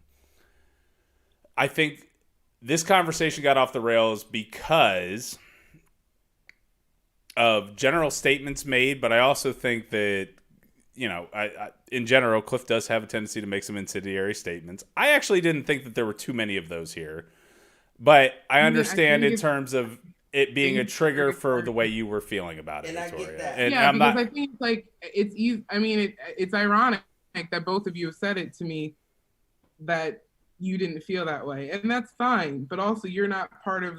We're not you. The group. I get you're it. not.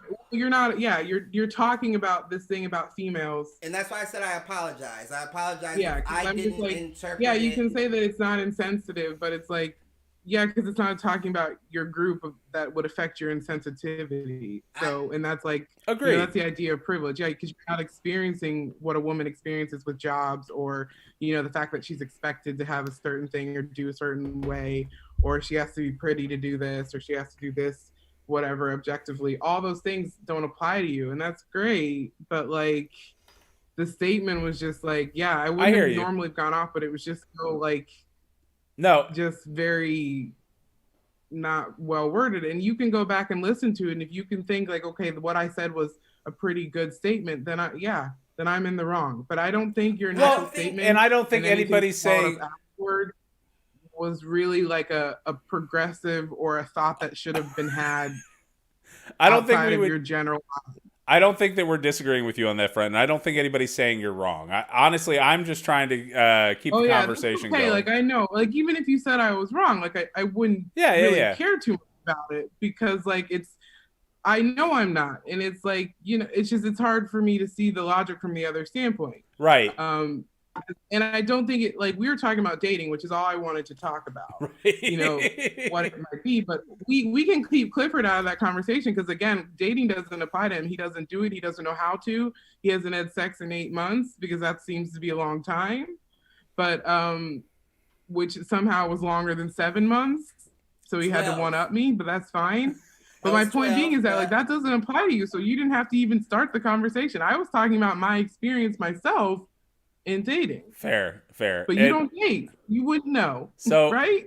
So the other piece that I do want to chime in, kind of going back to the chat, because I think Matt, so my little brother, I think has unique perspectives on this. So I just want to kind of read through what he wrote, because I think it's valuable to the conversation. So this is coming from my little brother, Matt. Historically speaking, men are taught it's easier to promote the illusion of success rather than develop a personality. It's part of toxic masculinity, and it's an extension of treating women like property, or at the very least prohibiting them from being successful in their own right. Creating a scenario where they have to lure and secure a man who can provide for them. We are in a transition period right now, which is kind of what I was getting at, about how the last 10, 15 years has been a shift that will ultimately be beneficial for men, women, and gender non-conforming people, where things are changing. But it's still a slow and painful process. And Victoria, I do want to call out that the 10-year difference between us, I think, does put us in different social demographics when it comes to kind of how we were raised and some of the thought processes. And I'm not saying that we're right and you're wrong. I am saying that it is a fact that we had different positioning there. Years. How old are you? 35 versus 28. It's almost 10 years. Well, it's not 10 years. But it's almost 10 years. And I do think there's a difference 10 there. years is the ideas that you're talking about didn't like to say that 10 I'm not. years ago when they started is really would be very like No, but what I'm saying, that would just discredit everything that was done in the 70s and the 80s and women's rights and all those things. That's not. I can understand the logic of what Matt is saying. That's completely understandable because even if the illusion of success, what my original point and will always be my original point is that what the argument for what I was saying just didn't apply. What Clifford was describing did not apply to that situation. Fair. Because that's making an extreme generalization for what men do for success. And if you're right, if you really think the illusion of success makes someone think that I deserve this certain thing, that would be a hard thing to follow when you have people in situations who aren't successful who still do that. And maybe they are delusional. Maybe they think in their head they are successful, so I can pursue these women. I do think that I deserve these women. But I do think that that's like gaming in his basement and thinks that he deserves a model. But that's actually I don't like to make these assumptions or like make someone feel like they're less than by doing those things because people do the same thing to me. But I would argue that that's actually reality there. Logic, sure. But I would actually argue that that's reality. And this comes back to perception is reality. And depending what kind of media you consume, depending on how you were raised, depending on what you grew up around, there is that expectation among a probably, I'm not going to say a majority, but of at least a subset of men that are raised to believe that through one means or another. I mean, you see it. That's the whole, I mean, honestly, like a lot of what we're dealing with in our country right now stems from a lot of the same misogynistic views, right? Like this is where I come back to the fact that 83 million people voted for Biden, but 75 million voted for Trump. Like that's still a big portion of our community that held at least some of those beliefs. Everything in general rather than a specific to genders and dating. Agreed. And I do think the conversation spiraled. You can't the idea. You're right. It does stem from this one thing of attractive nature, but the way that it was stated was not that, because the expectation that a woman is supposed to be of a certain caliber, but a man is not we don't get any further by making that statement again, where it seems like it's been reinforcing it rather than being like, no, that's an incorrect thought process. And we come away from that now because you're right. Women have become successful, and there are these things where it's like, well, I know I deserve a certain amount of caliber. But I wouldn't say that I would reference the opportunity, because now that women are successful, wouldn't you think they would have the same process? No. Because they're better than men. People, right, which was my original point. It had nothing to do with that men are successful. Men are shit, and they still think they deserve women who are twice, if not better than them in all other aspects. That was my original point. And I think we can agree with you. I don't think you can generalize it down to success. No, because then there would be a lot less men. There wouldn't be enough men who have that thought process to make that number make sense, the amount of men with women. I just think that thought process is too general to be like, well, a man does this for this reason. You're right. They're taught to be successful, but I don't think the two go hand in hand, and that women have to be attractive. Like, why can't an unattractive man who's successful just want a regular person? Like, it is this idea that it's been installed in people's heads for generations and generations, but it doesn't make sense when you come down to the new factors of women having the same amount of success and not doing the same thing. Like, my whole point was, it just comes down to the biological nature of it. Well, not even, because I don't think biological things are a thing, but the idea that a guy wouldn't give someone who is amazingly smart and funny and talented or whatever a chance because of how she looks. That was just my original point. Like, that's all I wanted to be known. You get that? And to say those things, that it's such a general thing, saying all guys, as someone who's been on the experience of dating guys in a situation, that's why I said, no, that's not the thing. Because I've dated comics who know they're worth nothing and still have that same mentality. Gotcha. So it can't be that logic of every guy is working for success so he can get that woman. But again, this is not fucking 80s John Hughes movie. I do think do shit to do shit. I do think that you underestimate the number of guys who are delusional about their success. Which is the only comment that I'll leave there, is that I think. Yeah, I don't know. It just seems like, but there are a lot of people who are not delusional about their success. True. And those are the ones who make more sense to me. Because if you're able to be like, I know I'm fucking a piece of shit, but you can date me, then yeah, More power to you. But that's a confidence thing at that point. Yeah, that's a confidence thing then. And that goes back to the original point of like the factors are all you can't generalize a statement of that nature. You know, there's too many factors. If we generalize that men want this, women want this, you know, what if the roles reversed? Had years ago it was beat into their heads that they were successful in the opposite. Do you think it would have been the same response? No, because women are more evolved than men anyway. or we'd be fingering each other. Anyway, I think the caliber statement was a lot for me, but I think it's beating a dead horse at this point. So don't disagree. So here's what I'm going to recommend. I want to give us a quick 2-minute break. Everybody chill. We're going to play a little music. We're going to play our little Be Right Back intro. And we will come back and we will be on a different topic when we come back. Everybody good with that? 100. Yeah. All right. Hey, even though I know things got intense, I think it was good content. So that's not a bad thing. So we'll be right back. We're going to take about a 2 to 5 minute break, and we'll pick this back up. Appreciate everybody. Thank you.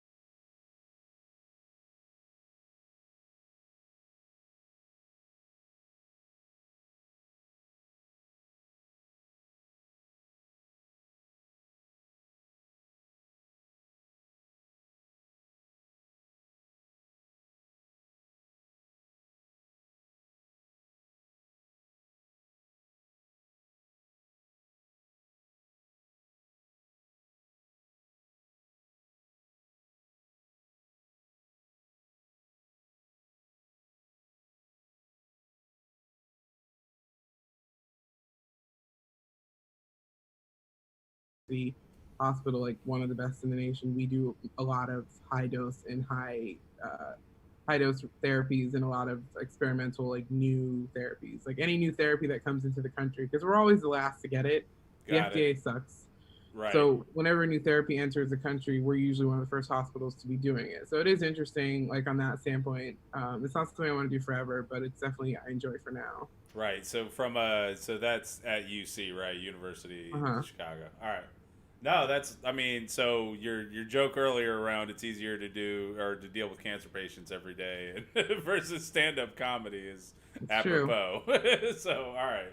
I was curious about that. I mean, what's it been like kind of going through all that with COVID and with the COVID restrictions? And I'm sure it's been hell to some extent, but I mean, it's not super bad. Like, I don't mind. I think at the beginning it was bad only because like it seemed like our hospital had like not a big enough response to everything in terms of the best ways to keep us safe. I think that was my biggest concern for a while, and it got really bothersome. Yeah. But then, like, I think in the summer, things kind of took a turn. I mean, don't get me wrong, the healthcare system is a business in itself. So whatever they do is just to keep the efficiency of the healthcare system. Right. Like, and the only reason they want to protect you is because at the end of the day, if people can't work, they're not making money. Yeah, like when we first started doing this, they had us like working 1 week on, 1 week off, and that was only because if a group of us got sick, that means the other group could still work. Right. So, you know, it's that idea that all this maintenance is so that they can have people doing their job, which is fine. So for me, it hasn't changed a whole lot. Okay. I would say the first few weeks we didn't interact with COVID patients, but I would say at the beginning of May, I started, I'd say the end of April, we started doing COVID patients again for therapies and tests. So that was probably the scarier part when I was that I was actively dealing with a COVID patient, and before I realized, that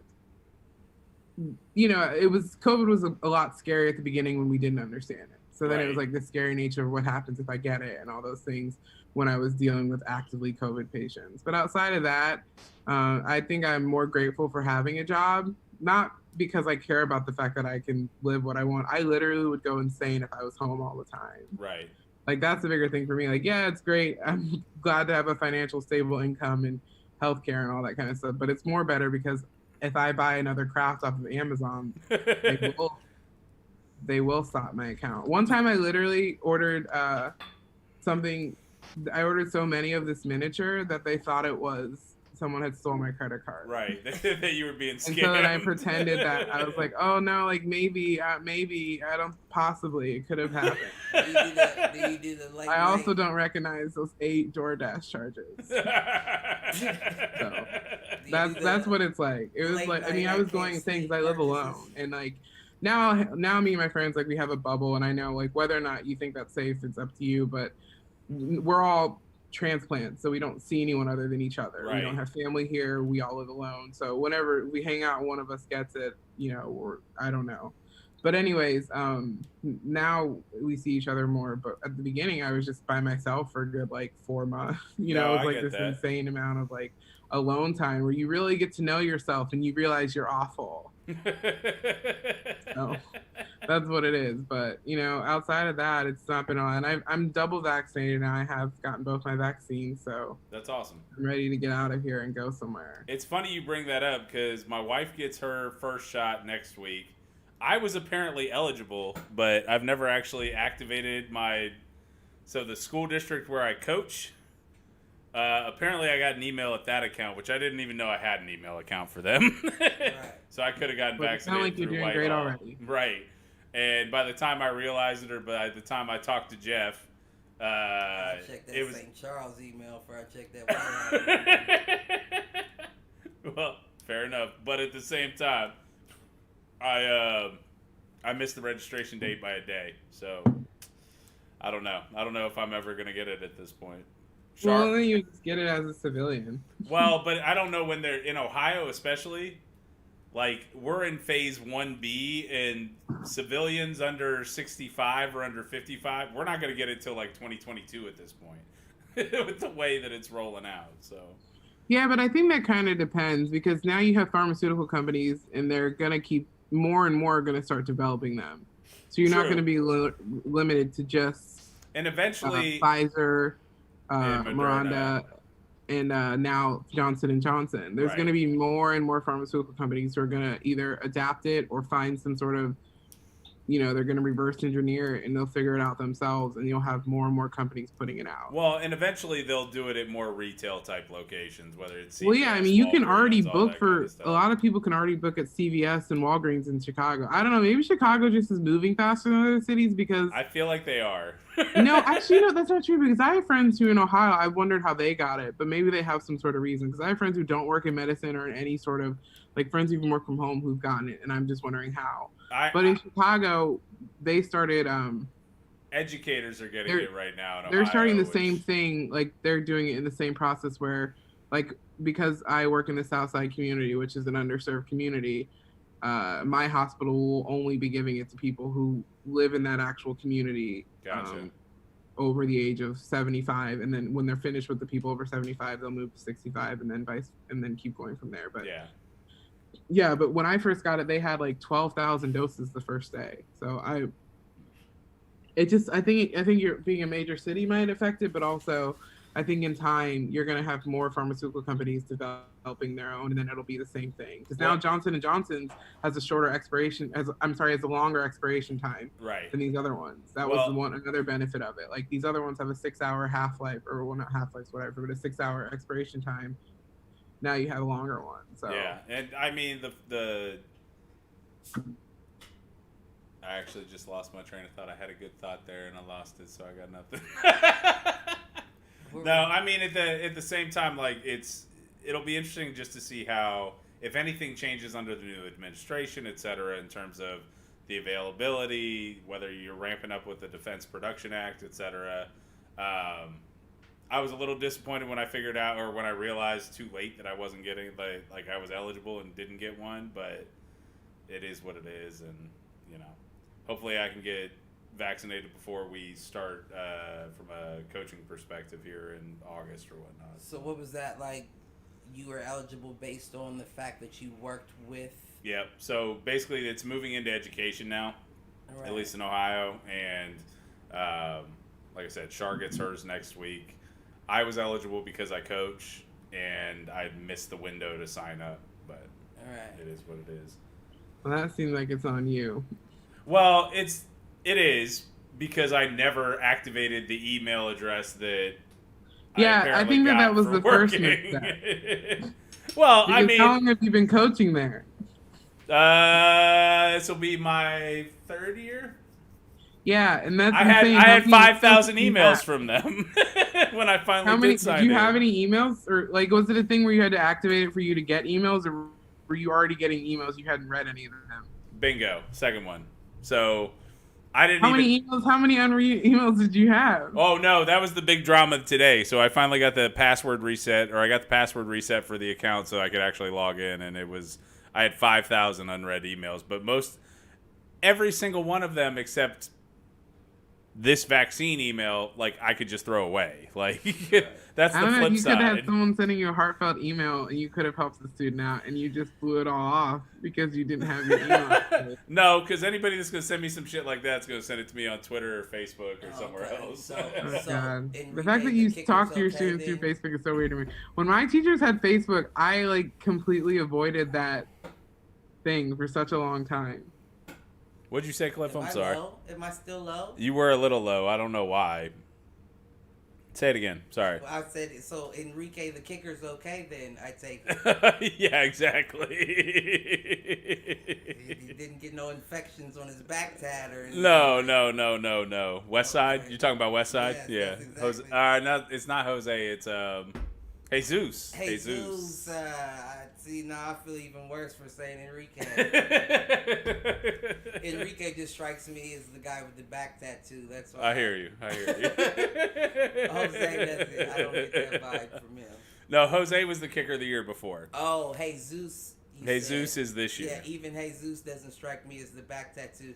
That may be the praying hands on the chest. Well, Jesus is the one that's got 2 bullet wounds. So. I don't think I want to know. This is Whitehall football. You might have missed that email. May have been more important than the vaccination email, sir. So you might want to scroll back through that 5,000 to make sure you didn't miss anything important. I did actually. I read through the last 1,000 before I just went to Google and said select all and fucking delete. Mm-hmm. But most of them were for like systems that I don't actually access or anything. It was like ASOP is down. I don't know what fucking ASOP is. Like, get the fuck out of here. Listen, I still get those same voicemails from my daughter about her school. I'm like, listen, did she log in today? I'm like, what the fuck are you texting me? I don't know. What do you want me to do? She's at school. What are you asking? What are you messaging me? Well, they actually start going back to school. What, next week? Does she start going back? Yeah, supposedly. Mm-hmm. What's Chicago doing right now? What's the general like school system in there doing? Do you know? They're on strike. Oh, nice. All right, so score there. Right. Well, they went on strike because Chicago wanted to go back into in-person learning and teachers didn't want to. So, we dealt with that in September, October with Gahanna around here, and everybody else seems to I don't know. chill. I think they're on strike. I think it started like yesterday. They were supposed to start in-person school on Monday, and then something happened. That's but, what Columbus Public is supposed to do. Unions are basically just like an organized business. True. Because like the unions voted to strike, so then they voted to strike, and then that means like there's a whole set of parameters that are in, which I didn't even realize there was a whole thing with unions. Like there's rules and stuff. I thought it was just like a mob thing. No. Yeah. So like now I hear about like the teachers union Probably here is like a whole started big deal, that way. and like True. like last year or 2 years ago, the nurses union at my hospital they had a strike, and there was all these rules that went along with it, and I was like, what? I didn't realize there were so many rules of a strike. Yeah. Like they couldn't be on campus, and it was like so many weird things, and I was like, oh my gosh, drama, and I'm not a part of it, so I love that. So technologists are not part of the nurses union then? No, and actually we were supposed to vote to have our own union, and they voted no, and I was like, you guys are idiots.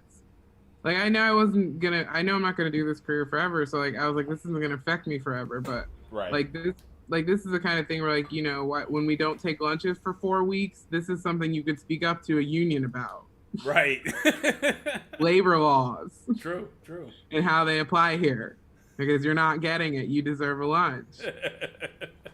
And how rude. How rude. So yeah, no, we're not a part of the union. And then when then you vote to have a union, and then if they vote no, then the union can't try to have a union for like a year. You can't try to do it. You can't again. try to unionize again at that point. Yeah, you can't try to unionize for at least a year. But now we're at that year point, so let's start it because this place is shit. Yeah. Well, and I'm I mean, sure, it's I'm funny. sure none of my coworkers are listening. I'm sure, like, it's funny you frame it that way in terms of once you unionize, there's a bunch of rules, blah, blah, blah. I feel like that's kind of how the stock market's working right now. You know, with this whole GameStop issue that's going on. You like that, didn't you? I'm not fucking leaving. I'm not fucking leaving. That's my favorite scene in the movie. I'm not fucking leaving. So, Mike, since we're talking about white crimes, explain to me what happened. So I'll try to do my best to explain this GameStop situation. So basically, the idea is that a bunch of Wall Street hedge funds decided that they were going to short sell GameStop. What shorting a stock means is you borrow it. You basically borrow a share, expecting it to drop, so that you can sell it. Mm-hmm. And buy it back at a cheaper price and hand it back to the person you borrowed from. Right. GameStop has been a faltering company, and I can say this because, you know, they're a client of the business where I work. GameStop has been falling apart for years. And what happened was Reddit basically said, you know what, fuck this. We're going to go drive these prices up. And so GameStop stock started shooting up from a price point, which basically caused all these hedge fund managers to lose a shit ton of money. To the point where 48.6%. I saw that. Rob or whatever. Yeah. A lot of people are cashing in on this. And what's happened is that whether it's the FDIC or the SEC has stepped in and basically shut down trading on GameStop and AMC, who are the stocks where this is happening. Basically because ordinary people instead of Wall Street hedge funds are the ones making money. And so it is very much a Robin Hood scenario where you've got a bunch of poor folks that bought in a shit ton of GameStop stock low so that they could sell it high, and so that Wall Street banks couldn't make their money back on their shorts of GameStop. Right. And so that's kind of the gist of it. I mean, I'm all for it. Like the stock market, that's the way the stock market should operate. It should be a gambling ring. Listen, I mean, motherfuckers don't get upset when they do it. Right. Nobody gets upset when Wall Street does it. They inflate their stocks. Absolutely. And sell them at high prices and then bomb them out. So what's the fucking difference? You feel what I'm saying? There is no difference except it's who's making the money. Right. The people succeeded, and that's the name of the game nowadays. Right. That's the Bill Haney, Andrew Schultz, Floyd Mayweather. You feel what I'm saying? Right. That's what we discussed last week, and that's what's happening now. Absolutely. Speaking of Floyd, which transitions me into fight sports. Did you see Conor McGregor get knocked the fuck out? Dude, I texted you at 10. Didn't I say that, though? Pause. We talked about it. I didn't say knocked out. We did a little bit. I didn't say knocked out. We did a little bit. I texted you at 10 o'clock that night and basically said, hey, my wife is going to sleep early. I got the fights. Come over and watch. And you didn't respond to shit. I was busy. I'm sure you were. But not that busy. But I was busy. But anyways. They were talking about how he missed out on $100 million losing that fight. I think it's the opposite. What do you mean? I wouldn't be surprised if Conor doesn't make more money because he got knocked out than if he would have won. Because he bet on the thought other he guy. got $100 million just for showing up. I thought that was the whole reason why it didn't matter.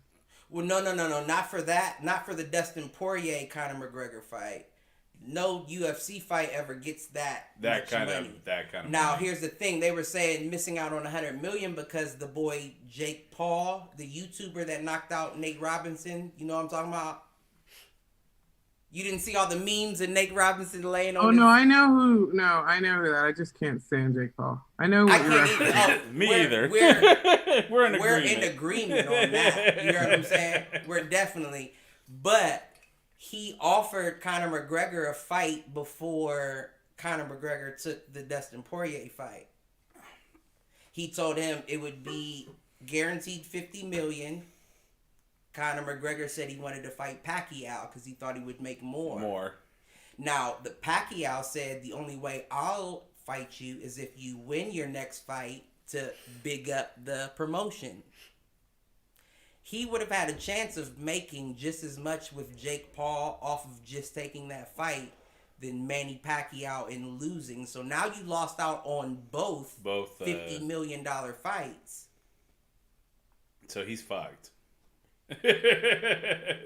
He ain't making shit. But the only good thing is now I feel like because he did get knocked out, the pop culture will be like, well, it's more even.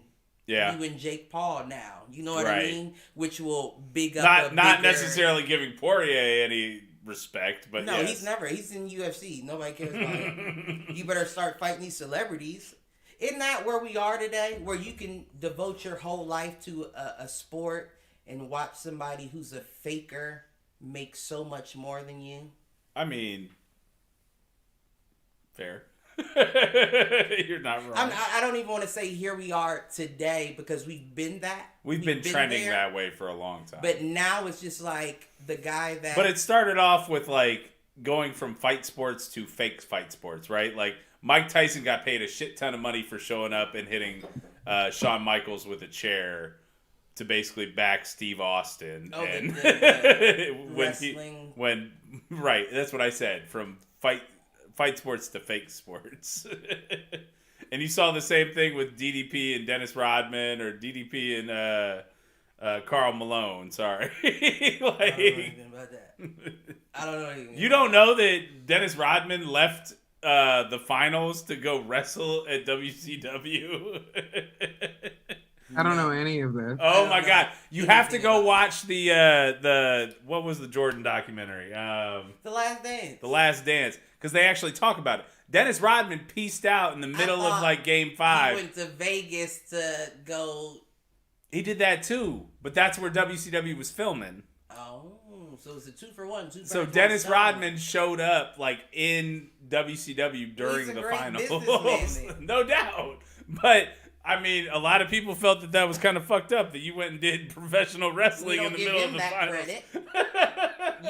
You were good enough to have Jordan come get you, and you made money with Vince McMahon as well. You're a good businessman. Well, it was Ted Turner because it was WCW, but. I don't know. And you have Carmen Electra on the back end making money? Fair enough. Because you were successful. No, I'm just playing. Don't start that again. Oh, no, I wasn't even listening. I'm just looking up Dennis Rodman's net worth. What is it right now? It's actually, it says currently, well, it says of 2020, he is worth $500,000. $500,000? He's best friends with Kim Jong-un. You got me fucked up. He could have all the money he wanted if he played his cards right. Yeah, that's true. Because, I mean, can you imagine? Because Michael Jordan is so rich that his house has been for sale in Chicago for like 13 years.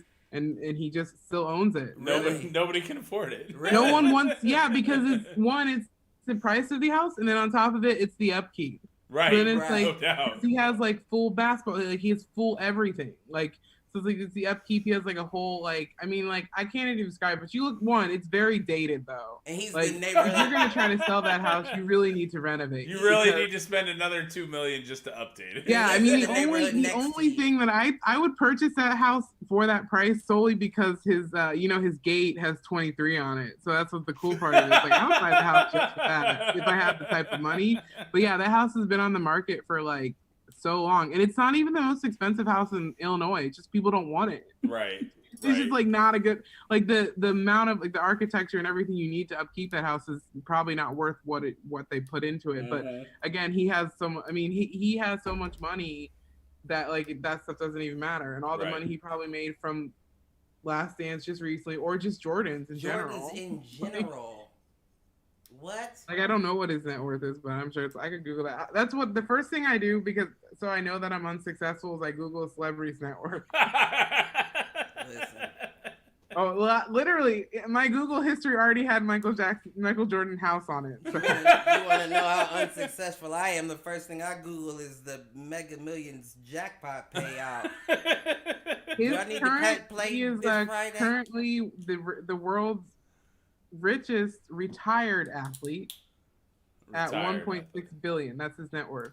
So that means someone else is bigger than him.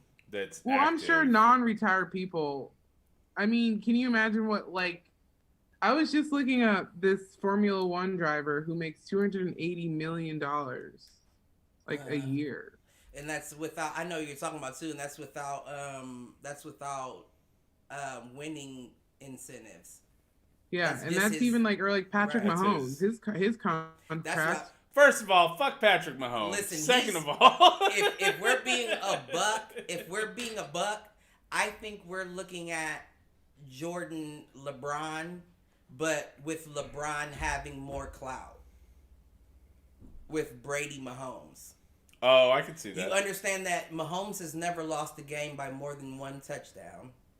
No, Mahomes is legit. Mahomes would have been in his first 3 years in the NFL in all 3 Super Bowls if it wasn't for that rule where first touchdown wins against the Patriots. Gotcha. So the one time you didn't make the Super Bowl of your entire career is against the player who you're fighting to be the best. Brady never did that in his first 3 years. Oh, no. You're already in a position with the best team in the league to be great for the next 10 years. Yeah. He's going to be passing Brady up easy. I hate it, but Mahomes is the truth. Mahomes is going to be the GOAT. And I feel like Mahomes and Josh are going to see each other in the AFC Championship at least 2 or 3 more times. Oh, yeah, for sure. No, Josh, I will give you peas. Josh Allen is a lot better than I expected him to be. I will say that Diggs gave him a lot of his pool that he got this year, but he's still a great quarterback. I can see them having that rivalry. Oh, yeah, no. I feel like, and unfortunately, instead of the Bills losing in the Super Bowl, it's going to be the Bills losing in the fucking AFC Championship to Mahomes. I'm so sorry, Vicky. I don't mean to talk sports, but did you hear? Oh no, that's fine. I'm really focused on looking up sports celebrities now. Okay, what their net worth is. We'll keep track of the names we're because dropping. then once like Google has suggested questions, and then it's like, so I was looking at like all the suggested questions are just other basketball players and their net worth. Because when I laughed, I was laughing. It wasn't that's rude of me to laugh, but I was laughing at Allen Iverson's net worth because I stop it! You better stop. He's worth more. He's worth like $1 million, which I don't know. I thought he'd be worth more than that. Well, they played Allen Iverson. Yeah, he was the Kaepernick of the NBA. Well, and on top of that, he spent all his money. Scottie Pippen's worth like $20 million. Shaq is worth more than I expected. Well, Shaq's still doing stuff. But what I was saying, what were we saying? Know who the Raiders are looking for, right? Well, there's 2 people right now who said quarterback. Who said that they wouldn't mind that destination. Deshaun Jackson. And the second best quarterback in the NFL. Brady? Aaron Rodgers. No. Rodgers is getting up there. Rodgers said I either want he saw 2 more years left, and he said I'll either finish it out with the Raiders. He named like 4 teams, but he was like I wouldn't mind the Raiders. Isn't it crazy to think about Rodgers is almost at retirement when Favre just retired 4 years ago? Was it 4 years ago? It wasn't that long ago because he went. It was more than 4. It wasn't. He retired from Vikings, Minnesota. Right. I feel like that was only 4 or 5 years ago. Was it longer? I feel like that's. Now you're gonna make me look it up. I feel like that's 8 to 10, bro. Is it really? I feel like you might have. You might be right. I feel like you might have to hit the showers. Speaking of which, we've got a new show launching on the channel. Probably right after the Super Bowl.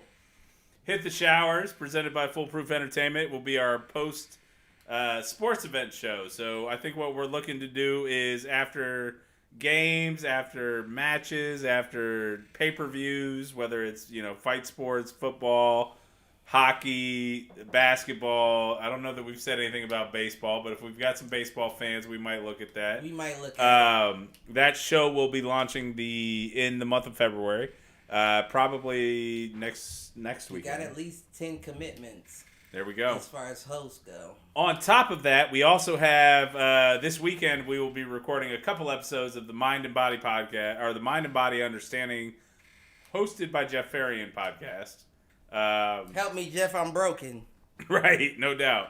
Which is our mental health podcast that Jeff Farian and Farian Counseling LLC will be presenting. So we've got a couple of new things coming to the channel here over the next couple of weeks. So make sure you tune in, check those things out. You'll be able to find links for that on both the YouTube channel, which is where we'll broadcast live, and then, of course, our preferences. Go ahead, find the podcast on Apple Podcasts, Spotify, Google Podcasts, all that stuff. Download, like, subscribe, all that good shit. So. And apparently there's a foolproof page.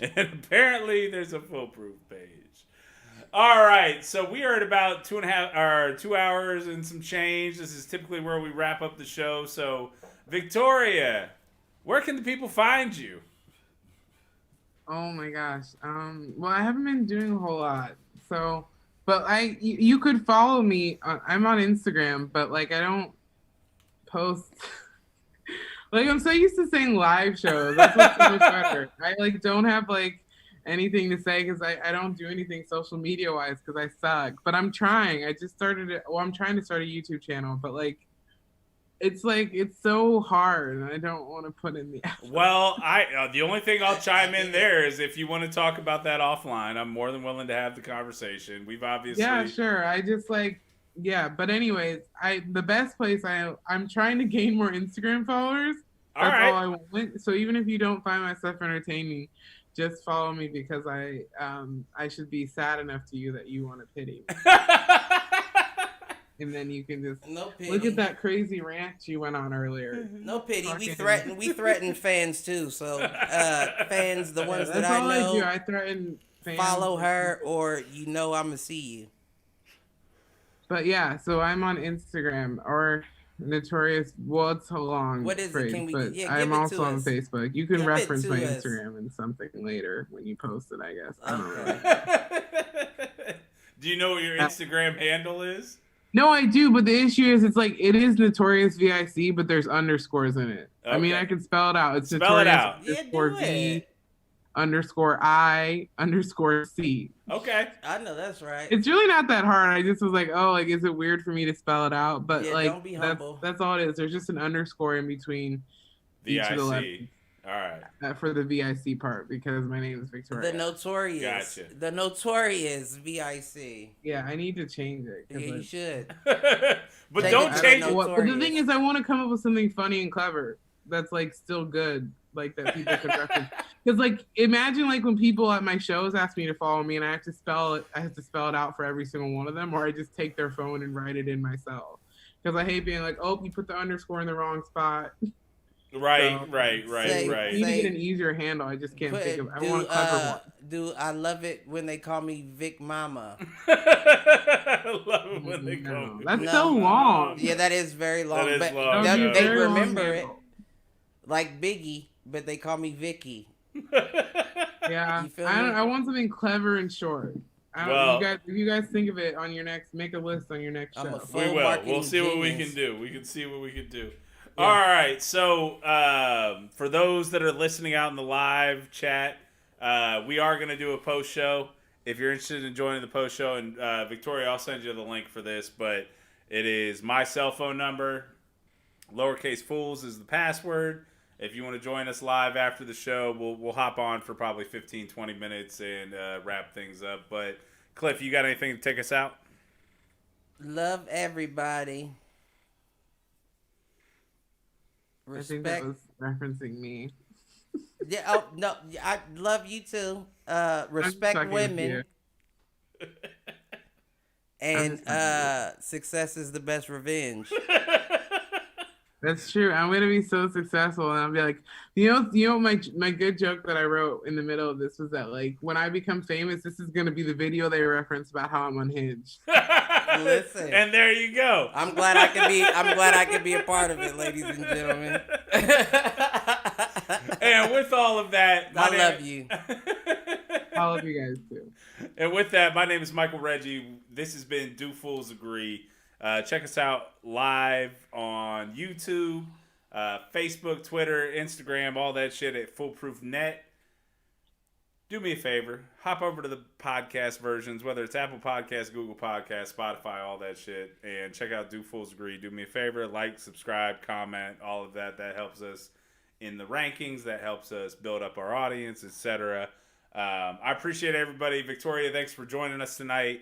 And Thank you for having me. I'm sorry. no, there's no reason, no apologies. No apologies necessary. And with all of that, peace out, fools. We love you. And love your mothers.